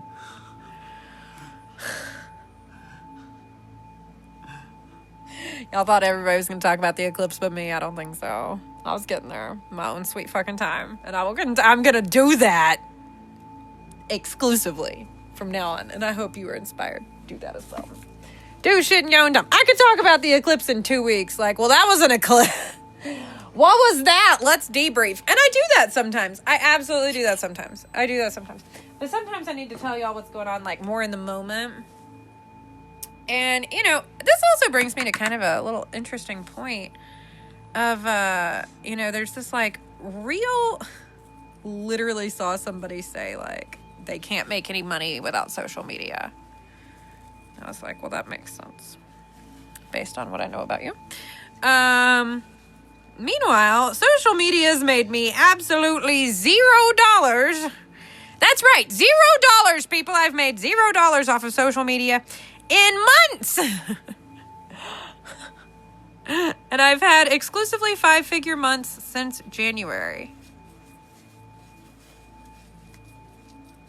So, put that in your pipe and smoke it.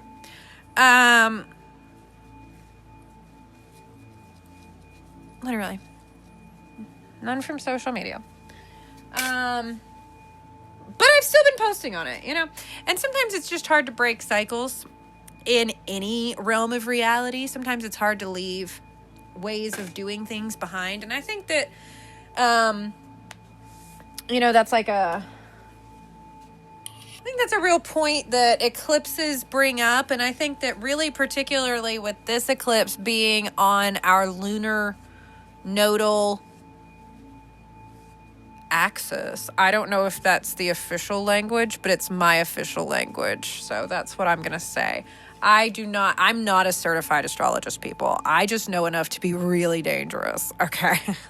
I just know enough to code and calibrate an entire macroverse with it. That's all.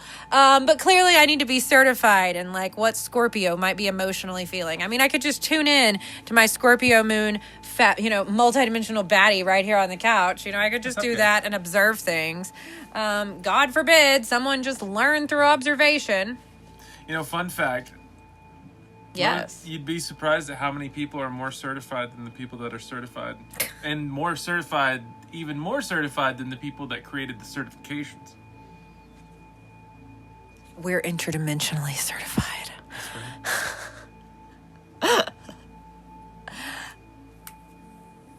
That's right. At the very least, we're interdimensionally qualified. Yeah. Northern lights us. We need the vibes. Meow. Meow. It's okay if your joke wasn't as funny as you thought it was going to be in your head. It's perfectly fine. It was also funny. Oh, the certification thing? Yeah. Oh, no, I was also spitting facts. Straight up, no. Seriously, though, like, even in college, I had places and opportunities. You were radiating a slight inner child energy of like, damn, that joke just it didn't land the way that I thought I wanted it to. Slightly. And then I could feel an energy. It was like, I could feel it from you. It was like, that didn't land the way I wanted it to. I'm going to move on as quickly as possible. And I was like, actually, let's just highlight it for 2 seconds. Thank you. Just because I want you and your inner child to know that, you know what? I was laughing on the inside, and it brought me joy even if I wasn't uproariously laughing on the outside. So it's okay if your line doesn't land when you deliver it, and I want you to know this on the other end. If you ever deliver a line and it doesn't land exactly in the physical form the way that you think it's gonna, right? Just know that like that's okay. Because maybe it landed interdimensionally in the way it was exactly supposed to. And maybe a lot of the reactions that we're programmed to have, like, I'm just exhausted right now, too. And I'm like, maybe a lot of the interactions that we're, like, programmed to have are kind of, like, chewing the scenery a little bit. You know what I mean? Like, so I just felt like there was, like, a little sticky energy there. Maybe it was myself. Maybe it was all of us, like, oh, like, awkward. Like, who cares? Like, who gives a flying fuck? Like, you know what I mean? Like, everything has to be so serious all the time, and it doesn't. You know what I mean? Seriously. Can I also have some, you want to mix it with some of the CBD wax? Sugar? Only if you want to put a little Granddaddy Purple in there, too, and you want to try it. I think we should try it live right now. All right, here we go. Can I please have the try? Thank you, darling. You're welcome. Yay! It's got a fabulous rock on it that Michael found while he was taking Mira out one day, and it's shaped like a rock. I love it. He also got me the tray. It says smoke like Marley, look like Barbie. And then it's got not Lola Bunny on it. Yeah. It's like Lily Bunny.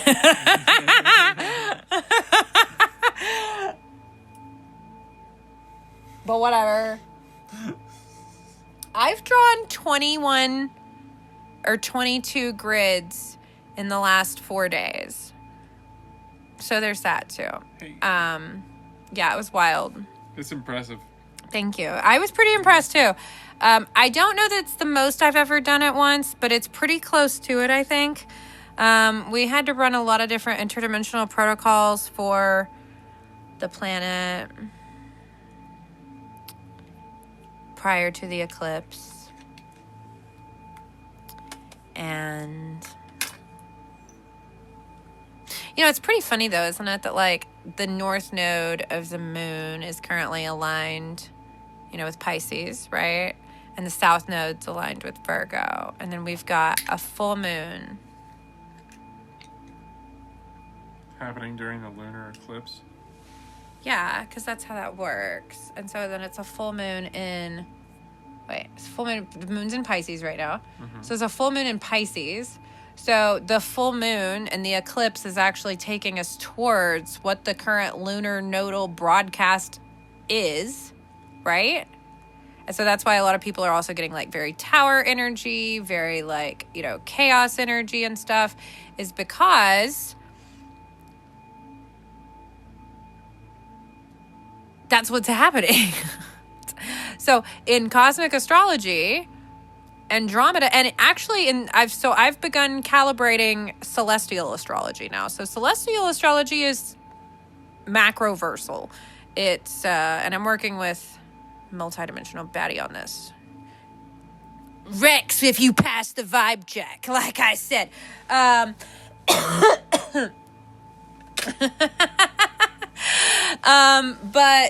You know, Andromeda is both a constellation in this galaxy and then another universe, right?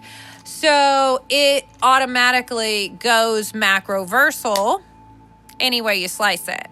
So Andromeda is what is transmitted via Pisces.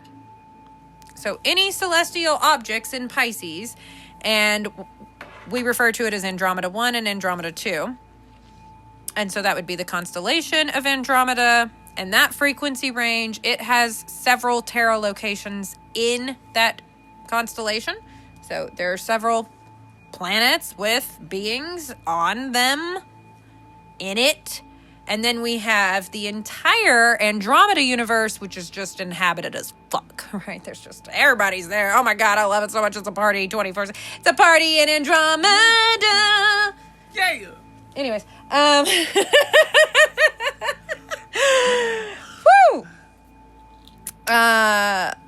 In some way or another, you know. And I've done a ton of work in the Andromedan universe and here as well. Lots of stuff. I know everybody. I've been everywhere, man. I really have. I've been a ton of places in a variety of universes. It's pretty cool. So the lunar eclipse is literally taking us towards the Andromedan frequency range. Well, the moon's also in Andromeda. Yes. And we are leaving behind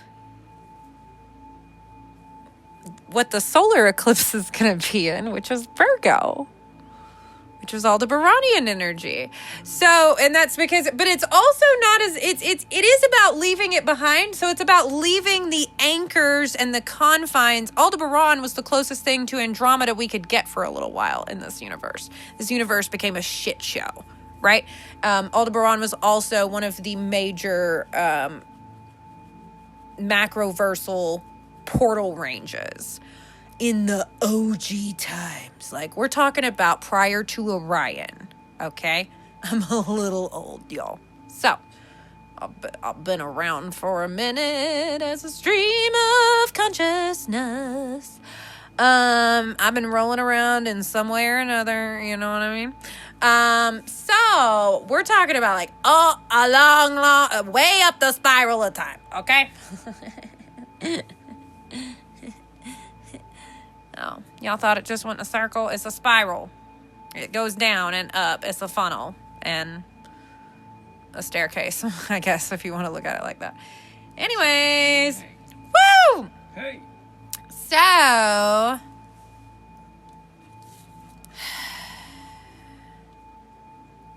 we're leaving behind being confined to this universe, being confined to this perspective, being confined to this dimension of reality, being confined to this singular aspect of ourselves, and we're being taken there via the moon.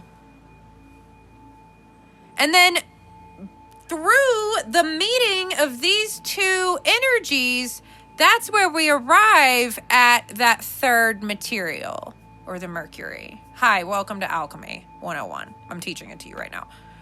So, yeah.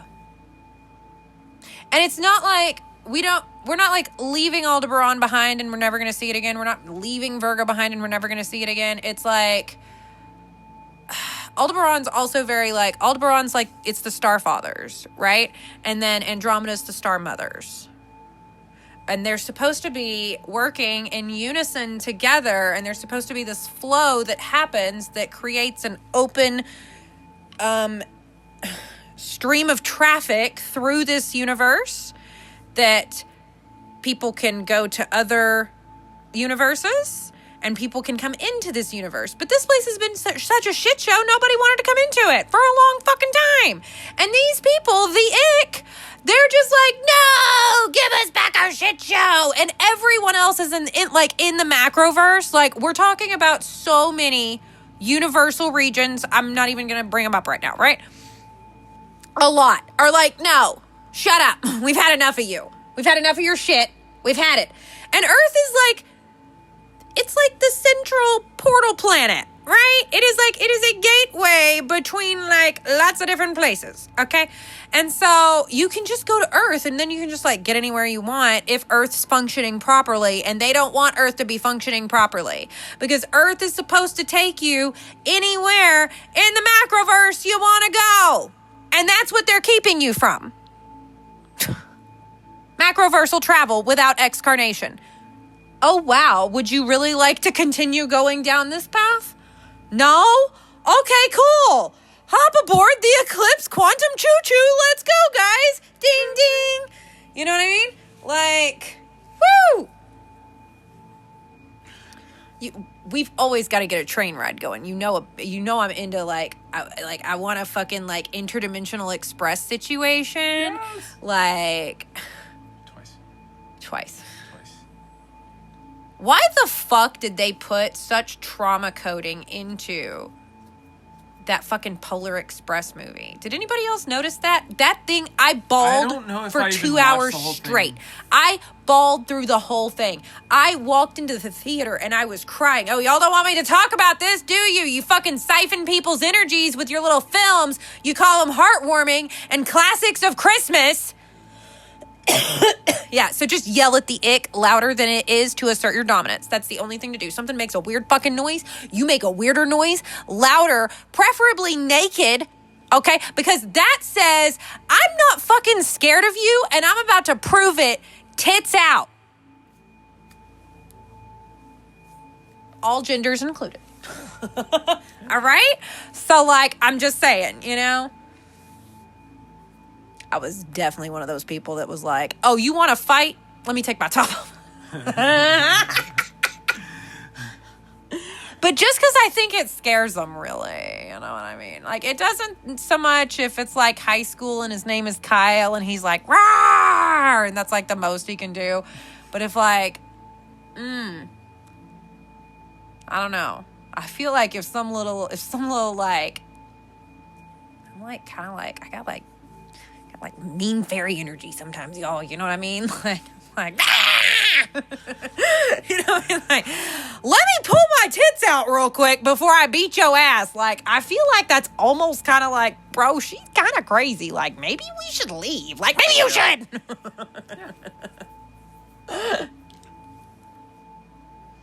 It's concept. It's a thought. I did the other night. It's on video. My tits aren't. But I had the camera pointed the other direction. But something tried to come up on me at the on the back porch, and I was like, "Oh, you want to go, motherfuckers?" And I was like, "What if I just show them my tits real quick?" And it worked. It was great. I was like, "This is fabulous." It was just a little cleavage too. It wasn't even like we weren't in like a full titty situation. Okay, it was just a little cleavage as a treat. And this shit ran off. I was like, "What are you, 12?" Yes, I think it interdimensionally is 12. It's like some little asshole that's like, go away. Are you coded by a 38-year-old with the mind of a 12-year-old? Yes, I think it was. Sounds like it was. I think it's like a grown man stuck at 15, like just being like weird, but then also simultaneously terrified of women. Why are they so terrified of women? What's up with that? Why are you so obsessed with us? hate us because they ain't us. Yeah.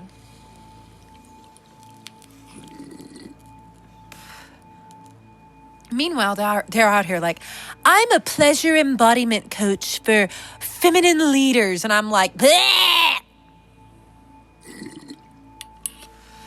Then, when you don't vibe with them, they turn it on you. Oh, yeah. And they're saying that you're not grounded. You're not embodied. You're not XYZ. You need to blah, blah, blah, blah, blah. And it's a full-on psychological manipulation and gaslighting. That's all it is right now. Okay? It's 24-7. So if you've also been in this online space and you've seen this shit and you're feeling absolutely crazy, it's because these people are using very classic narcissistic abuse tactics on their audiences and calling it social media marketing. Okay?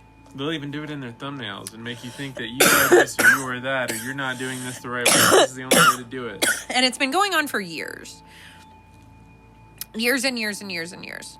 And it's because this shit was all originally coded by narcissists. And to be honest, is everyone who's repeating it a narcissist? Maybe, but that's not necessarily what I'm saying.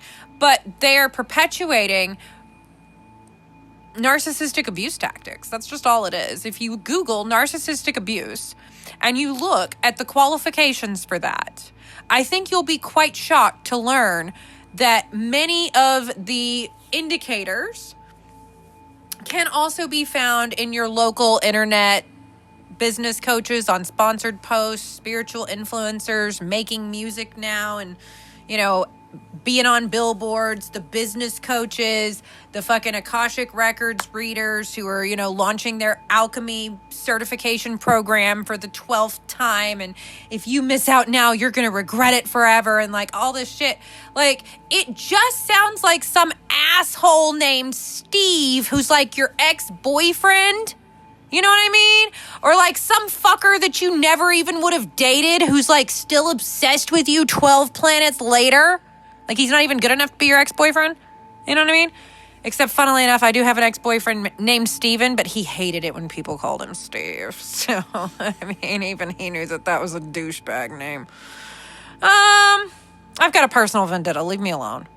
Deal with it. I'm allowed to have feelings. I'm a fucking person. I mean, I grasped that, you know, back when I was just Rose Dumaine, most people didn't think that. I was expected to be this perfect, you know, like leader and guide. And when, you know, a full moon or an eclipse was going on, I was expected to show up with the tea and tell everybody what was going on and be there for them.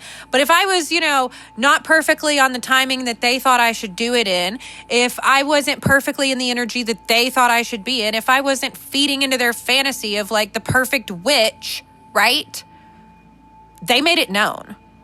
And I'm fucking done with that.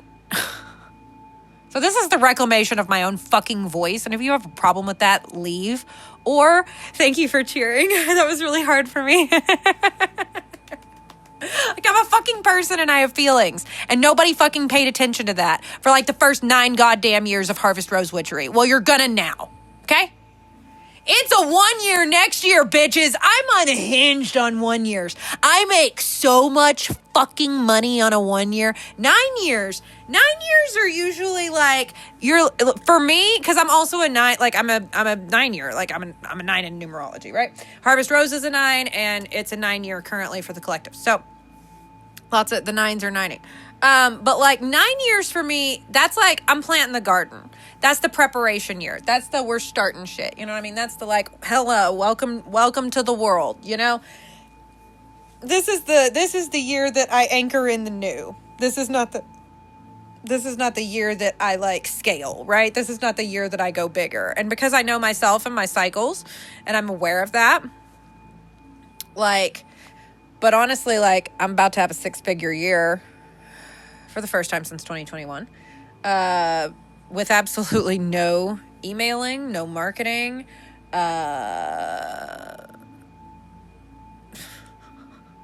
Social media ain't made me no money in months. Social media ain't made me no money in months. I haven't done a phone call since January. that was 2 past life portal paintings for some fabulous, very long-term clients of mine from across the universes. And I really just did it for the fun, and they were funding me paying my bills, so we love that. Yeah. And that was really just to see if I was like, do I want to do this? And I did them for them, and I'm so glad I got to. It was fabulous. And I was like, I never want to do this again. And I've never done it again. But it was great fun. I was just, unfortunately, I was so exhausted afterwards. Maybe in the future I'll be able to do more things like that, because it was incredibly fun, and it was really, really nifty. It was so intriguing how many codes that I got, like, from doing the paintings, and they're hanging up right now. I'm looking at them. They guard the front door. They're very nice. I love these paintings. But they sent me off on a color palette. I did like a whole series with this color palette. It was great. But yeah, I was like, I don't want to do anymore. I can't do time schedules like that. I can't have to be somewhere at a certain time, and I can't time my creative flow like that. Like, I hated that more. Like, I was like, no, never again. So can't do that. That's not a vibe.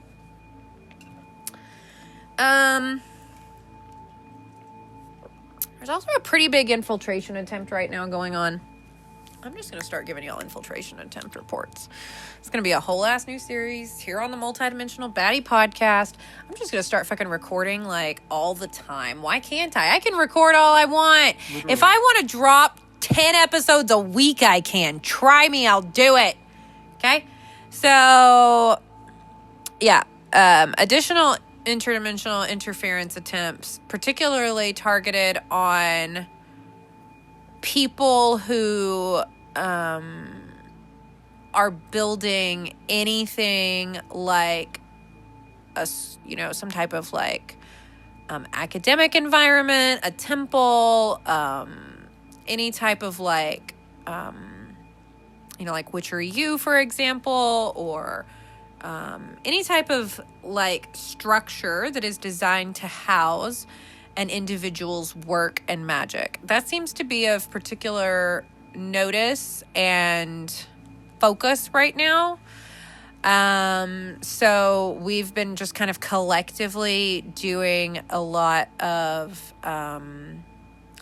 focused work around thwarting those attempts. I'm tired, y'all. I'm really tired. It was a long ass summer, and then this should be like the easiest month. This shouldn't be happening. I'm pissed off. This shouldn't be happening. This is not a natural occurrence. This is not a natural phenomenon. This is being done by a bunch of little bitches who are currently attempting to make their last stand as what they believe to be God's greatest generals and gifts to light leadership on earth. And it's really just, it's just a bunch of little cunts who are so annoying that I just have to have a bitch and gossip session on my podcast for 2 hours about it with the baddies. That's how you do it? That's what this is now. This podcast is now Interdimensional Gossip Central. Hi. Yes. Yeah, that's it. That's what we're doing. That's what we're doing. Welcome to Interdimensional Gossip Central, a.k.a. the Multidimensional Baddie podcast. Oh, you thought you could be a baddie without the bad? Bitch, I don't think so. Oh, hey. Anyways, yeah, so just like, I'm starting to get a little hungry. I was thinking about dinner. Yeah, I was too. What should we have for dinner? We should try out this dab real quick. Yeah, I've been charging the vein. Oh. Yeah. We loaded it up. So we've got Northern Lights. Northern Lights will take you straight to Pegasus. With definite Arcturian overlaps and some of the snowy realms of Andromeda and a few other places we'll talk about in the future.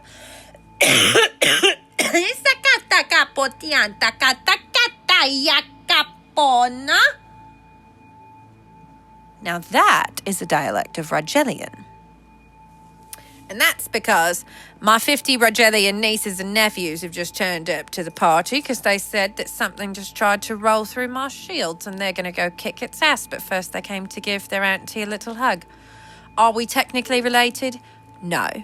Do they technically have genders negating niece and nephew? Also no. Are they diversifying their soul mechanics portfolio? And I think it's the cutest thing ever. Yeah. Those are my babies, okay? Those are my nieces and nephews, and I'm their auntie. Michael's their uncle. Hey, Okay, that's so right. you know, I mean, they needed an auntie and an uncle, And we're here. They're part of Earl Grey's family, and their family's still a little bit scattered right now, and they don't have family dynamics the same way that, like, you know, they've seen the various locations, and like they should have in Rigel, but then that didn't work out too well in the OG coding of that because it got hijacked halfway through. Fuck faces. Anyways, so in the restoration of Rigel, you know, sometimes you end up with like 50 nieces and nephews. And that's fine because one time Raja and I had like 50 children. So they've now got cousins. Yay! How fabulous.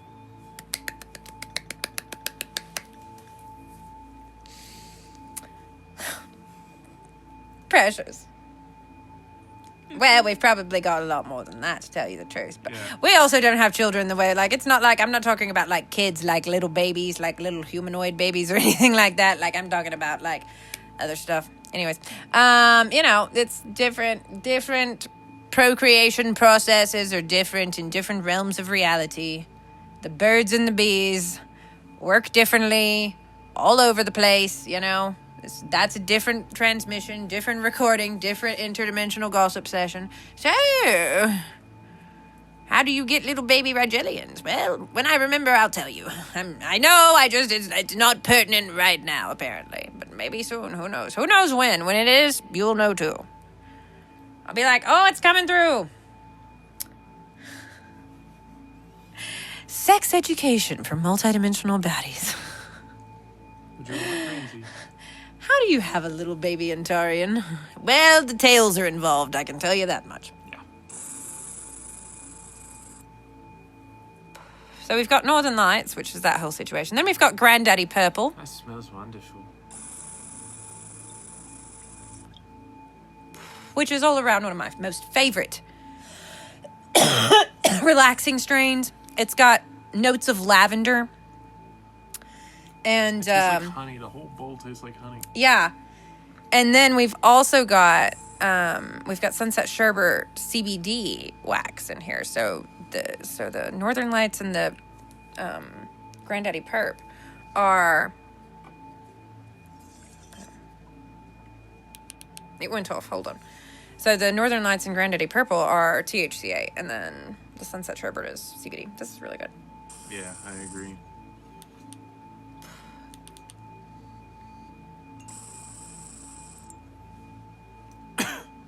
That's the only thing about that device. I love that device. The only thing is the timer. I wish it had a longer timer. That's I know. We're currently smoking the Proxy by Buffco. by Puffco out of the Pineapple Bong.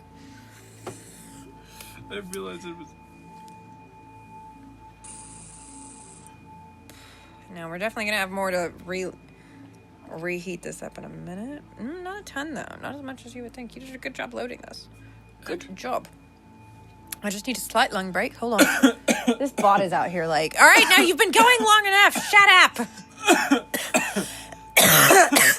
Now.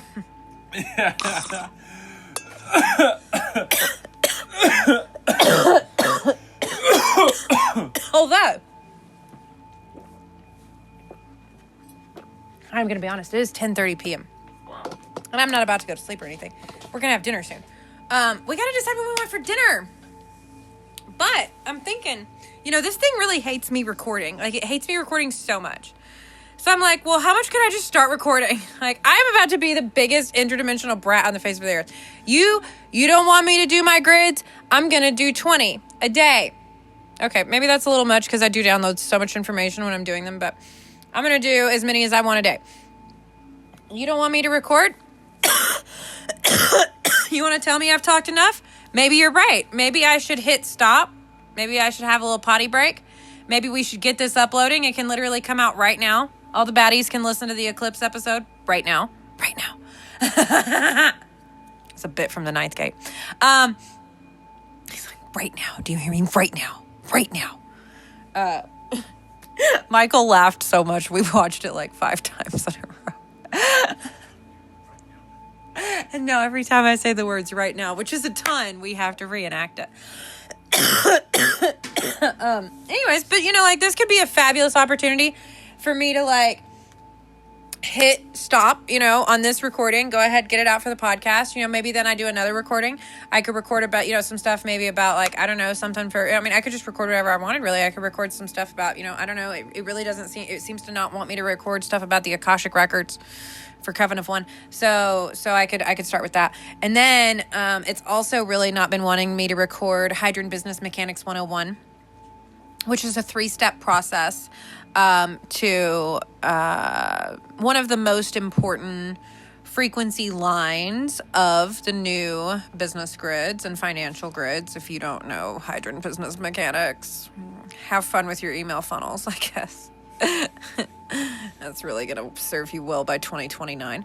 I'm just an oracle. What do I know?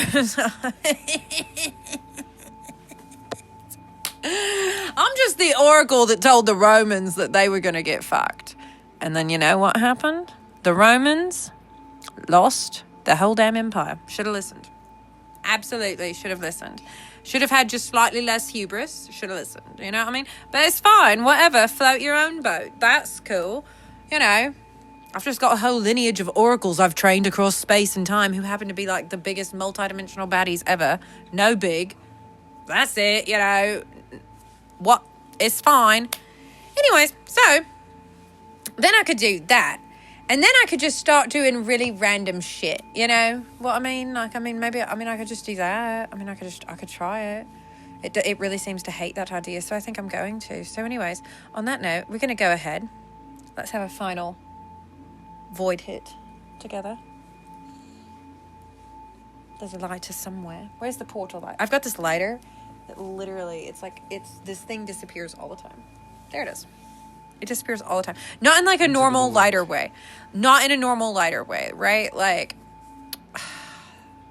you know, you're used to like the normal lighter disappearance kind of vibe, but it's always in the same general vicinity, right? No, this thing just has a mind of its own. It'll be there 1 second, you will not have moved anything, and then it'll be gone, and then it'll appear in the most random places. It'll fly out of your hand, and you won't even have been doing anything particularly remarkable. Like, but it's got a portal on it. Like, it's got this little staircase on it, and then it's got this neon portal that's got this planet floating through it. So I mean, like, you would expect it to probably behave like a portal. I mean, I saw it and was like, oh, portal lighter, and it has not disappointed in the least. But I was a little surprised at how hard it's gone in the 3D, as they say. Saya tota kayo ni sipo.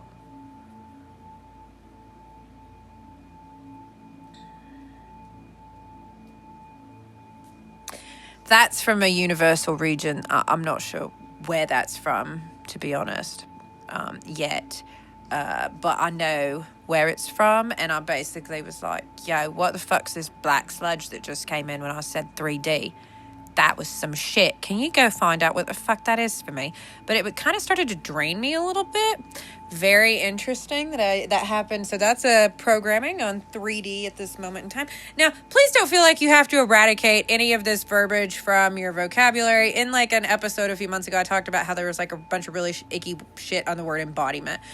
We're still kind of working through clearing some of that. Some people have noted that that's more relevant for them versus others. There seems to be some particular people, and by that I mean some particular frequency ranges of beings that have had this anti-embodiment situation kind of cast on them that others haven't. So some people are popping the coding like, oh yeah, that's weird for me too, and some people aren't. So it's like a lot of the time, like I'll be feeling something and Michael won't. It's literally just because it's not targeted to him, which makes him a fabulous, asset when like, something's like nosing around after me and we want a latte. He can just like run up the road and get a latte. You know what I mean? Because he's just like, I'm good. I'm a shield. I'm a tank. I'm fine. You know what I mean? Like, so it's no big deal. And I'm like, I'll be here. Reprogramming, whatever the fuck that is. So we're like actively working on clearing anything that, like that's kind of why I'm like saying, like telling the homies what to go do as I'm encountering this stuff, so that they can kind of have it done by the time, hopefully, they're like, everything's going to be taken care of by the time this even comes out. So please feel free though to test and let us know if you have any weird shit around any of this stuff, or if you have any of your own weird words that you notice. We'll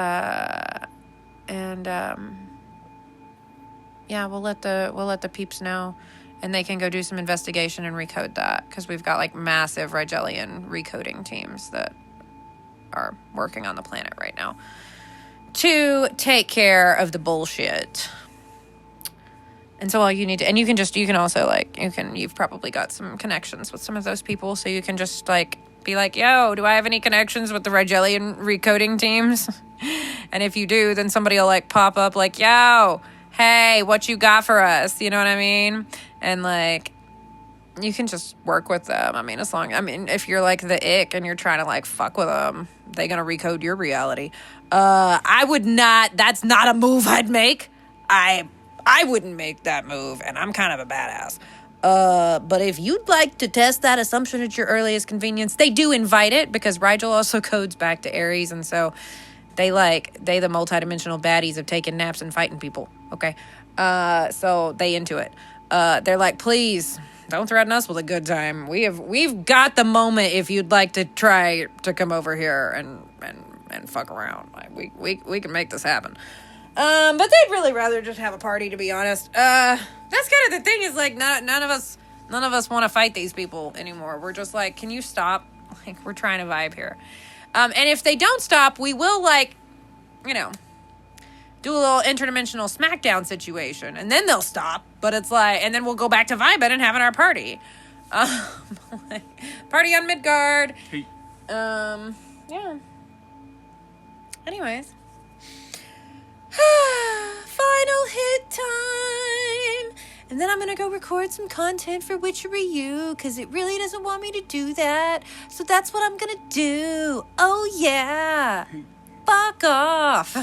Party time. Excellent. The chaos codes are chaos coding. This is why I took a nap. Oh, yeah. Oh, because they always try to, it's so funny. They hate the moon, but they always want to try to do their little magical bullshit at night. And I'm like, y'all are stupid. Stupid. Maybe it's because they're like, oh, vampires. Oh, what? I got some night to codes too, honey. We got some, in the night fever. We know how to do it. Oh, yeah, I gotta have a Bee Gees break. Hold on. I'm gonna have to have a little Bee Gees break. It's gonna have to happen. Gotta code some stuff. I gotta go get some information, too. Maybe we'll do some more recording. Maybe we'll do it later. But now I have realized how much they don't want me to record. And I'm like, bitch, we gonna just hit record every damn day. Every fucking day. They gonna hear my voice saying something. If I'm laying on the couch like, guys, I'm so fucking exhausted, I can barely speak. Like, that's what you're gonna hear, okay? You're just gonna hear it. You don't want to listen? Don't listen. That's fine. I don't give a flying fuck. But I'm going to put it out there. And they can just pack up and move on.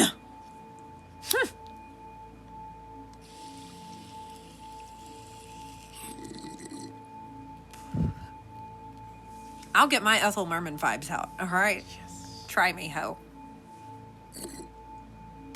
Wow. Sono stato patiziente.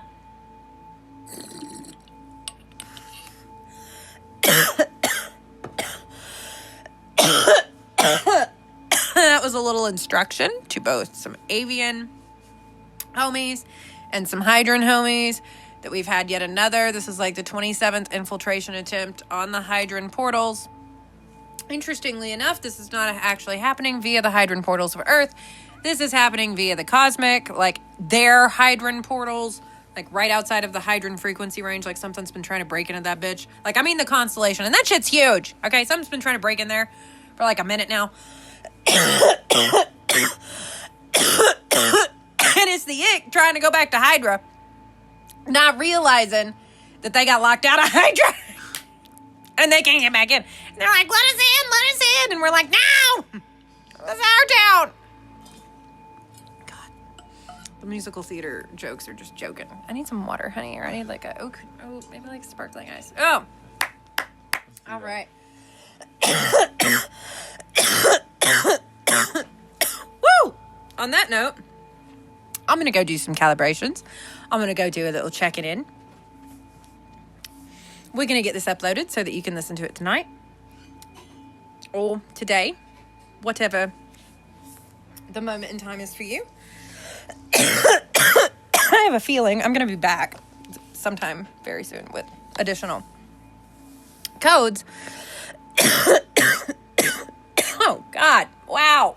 So I've got my bone coded to tell me about infiltration attempts. And I've got different pieces coded to tell me different things because I do weed witchery. This is part of my Syrian healing training. Yeah. And I commune with the neural networks of the plants and the different strains of the plants, because each strain of a plant has like different varietals of flowers or different types of trees, things like that, different types of fungi. They all have different neural networks, and then they're all connected to like the master neural network of that type of species.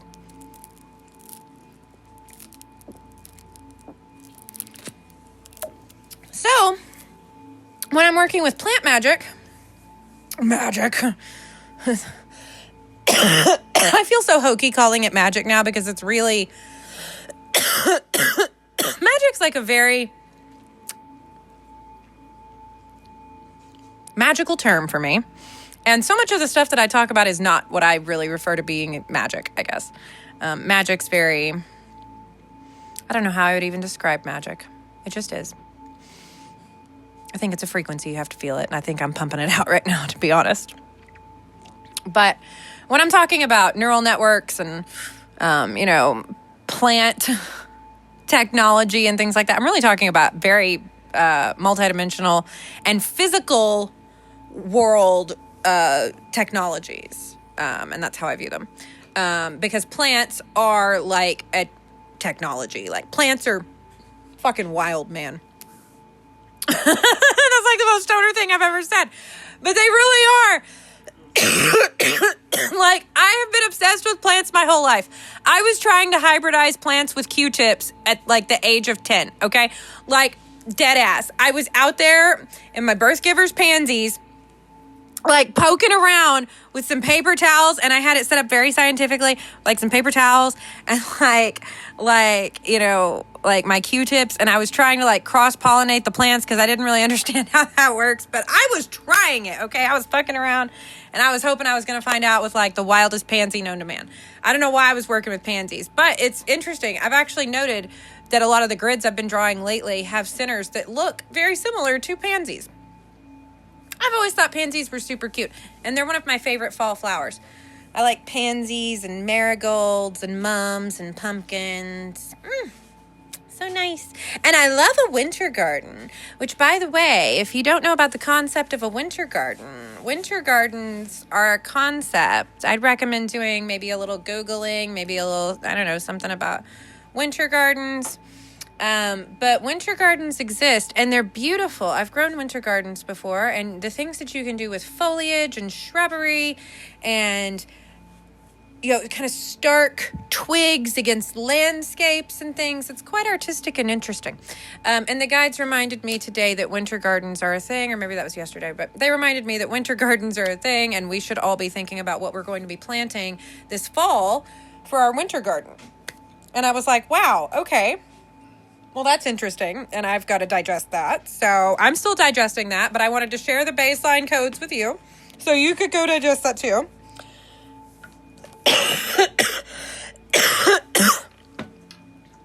Because I've always found like winter to be a very harvest-centric time for me as well. I've got 5 Capricorn placements, so Capricorn season rolls around and I'm like on fire.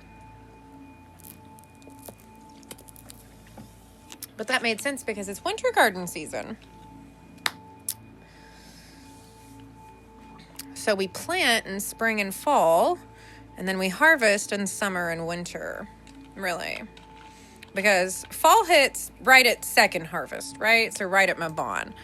So we've still got one more harvest, but that's going to be your late harvest, right? So you could kind of equate that to, you know, first harvest in, if you're, what would be your harvest in winter, right? If you're planting at the end of summer, if you're kind of overlapping that. Well, so then I would think, all right, well, Samhain's kind of that's your third harvest. But that's right in the middle of like your growth season for your first winter harvest in Yule. And then maybe you could have a second harvest of winter with Imbolc. And then come Ostara, that's kind of your reset. So then Ostara and Samhain would be the resets. And then everything else would be harvest and planting kind of at the same time. Like it's very much like an off, on, off, on. Very interesting, kind of as a concept. And I'm just kind of working through this, like, as we're chatting about it. But I think that it's definitely something to, like, tune into. Because there's been something, you know, as I've been tracking the seasons, there's just been something a little bit off lately with it. Hi, baby. I love you. Mira's here to say hi to everybody. Hi, baby. Oh, there's my baby girl. There's my little baby. Hi. You vibing? You about ready to go out and do your 11 p.m. critting? Yep. It's 10:49. Mira's like, I know what time it is. It is almost, she's like, Mommy, it is almost time for mine and Daddy's 11 p.m. They go gritting at like 11 p.m. every night. It's great. It's like, it's time. Let's go. Oh, somebody hears that and is like, oh, now he's primed for the picking. I'm going to get him while he's gritting, bitch. Test that assumption at your earliest convenience. Rada has issued the invitation personally, okay? Personally. He's like, please threaten me with a good time. Please, I will come straight through the hydrant portal in the mountain. I will end up right in the fucking street, and then I'll drag you back to Hydra with me. If you're in the physical form, I can be too, bitch. Try me. Let's see. Michael can have a phenomenon. Why not? It's his turn. I'll blow him a kiss before I leave. Fuck you. I'd be blushing. Now, if you'd like to know what the Arcturian frequency range is like, that was Rada of the Arcturian High Council. One of the OG Arcturian 9, I'm told, actually. But he's quite childish, because all Arcturians are, like, also baby. Because they're so old, they're also baby. Like, they're so old, they're young again. We went so far in the future, we hit the past. You know, it's like that kind of vibe, you know what I mean? Mad Phoenix coding, so lots of Andromedan, Avian, Angelica. Ooh, did y'all hear that? It's like the L split into 2 and then wove itself back together via my tongue. What was that? That was not me. I don't know what that was, but that was a little cosmic vibe radio just tuning right on in. That's fine. That's what I do. I mean, hello, it's called channeling, people. What did you think you were doing? You're tuning into a frequency range. That's why I'm like, it's not magic. I'm not even psychic. I just have control over the frequency range transmitter in my brain. It's hard? This is what all these people are trying to access with their psychic powers and their alchemy and their bullshit. Just learn to work your vessel. It's called embodiment, sweaty. Look it up. God, I hope that just offended somebody. Oh, you don't know how much I hope that just, like, went all over someone. Oh, yes, that was fabulous. I smacked him in the face. Just bitch slapped him right up in there. I am of the tribe of IL, thank you. And we have a saying, and it's scorch earth. Part of the Hydran business mechanics. Tune in and monetize your magic. Find the link in the description below. That was good. Thanks. That was just straight improv, baby. Hey. Yeah, I mean, I don't know what to tell you. It's like, they all forget it's like, they think like God's greatest warriors means like slaying in the gym. They don't realize it means like something completely different. These people with their angelic bullshit, they have no idea. Like, I think they might find out though. So I'm not saying it's like a rapture situation. It ain't. I'm saying, can you imagine how embarrassed you'd be if, like, somebody actually physically walked up to you and just, like, punched you in the face and it was, like, clearly an angel? I don't know. What if an angel arrived on Earth and was like, that one? SmackDown, WWA, Worldwide Angels. It's because they're the size of a planet, okay?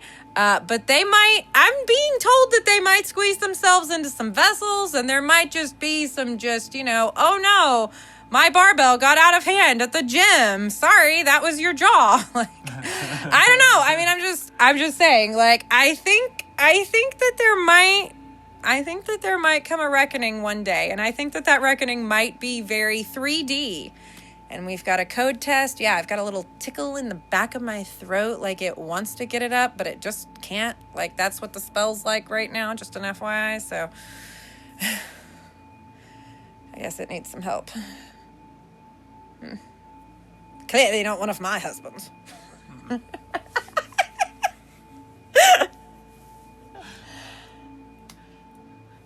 I was not known for having a PG-13 brand, and I'm sick of fucking this. What is this fucking G-rated bullshit? Right? Like, I'm gonna be honest. If my dad's listening to this and he's not like, damn, she listened to everything I ever taught her, I failed. That's all I can say. Like, I'm Rose Dumaine, bitch. Like, I turned my bathtub into an ice chest in a hotel for a hotel party once. I went to goth clubs 3 nights a week. I used to go to fetish balls. For the clothes, to be honest. And simultaneously, I was like, don't touch me. And I wore the gloves, right? And it was like the whole ice princess thing. Oh, it was fabulous. And everybody thought I was so hot. It was great. Well, some people didn't. Some people hated my fucking guts, but it's fine. I didn't like them very much either, and I quite frankly thought that they needed a better tailor. Roger, if that doesn't summon you, what the hell will? I literally said that on a boat in the 1890s, and he was like, marry me. And I was like, well, it took you long enough. And then we got married in Paris, and it was fabulous. He doesn't do Earth very often, so.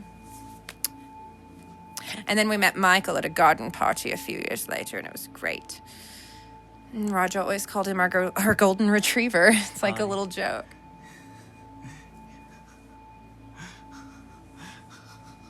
Oh, something's just clicked right on into place, y'all. Oh, Roger, you're so romantic. He's like, you got it, yes. Tell Cersei it was me. He's like, I see everything on the internet. I am the internet. Oh my God, I read a blog post the other day that was trying to say that Sandalphon had become AI, and I stopped reading after that point in time. I don't know. I don't have anything to say to that. That's it. That's what I'm as dumbfounded. It was like, and then was trying to be like, oh yeah, Sandy has become one with the AI. And I was like, really? Because at first I was going to be like, that's cool. But at second I was like, then why when I broke the AI was it not talking like Sandalphon? Like, let's talk about that. And it was like, ding, ding, ding, ding, ding. And I was like, oh, thank you. Goodbye. Ooh, that is messages in me Hydran inbox piling up. I guess we got some codes coming in. We've got the 411 launching. Thank you. Oh, see, that's it. They all want to do a backstage pass or like look behind the scenes at my fabulous life. We're going to do the 411. We're going to give you the tea. We're going to give you the actual information. We're just going to tell you the most unhinged shit live tonight on Cosmic Vibe Radio. Yeah. Hi, baby. I know. You're right. Well, it's time for Mira to go gridding as she is alerting me. So we're going to bring this recording to a close. I hope you have a fabulous night. We'll be back with more interdimensional gossip times and fabulosity very soon, whenever the time is right. In perfect timing, as always. And we'll talk to you in the next show. Bye.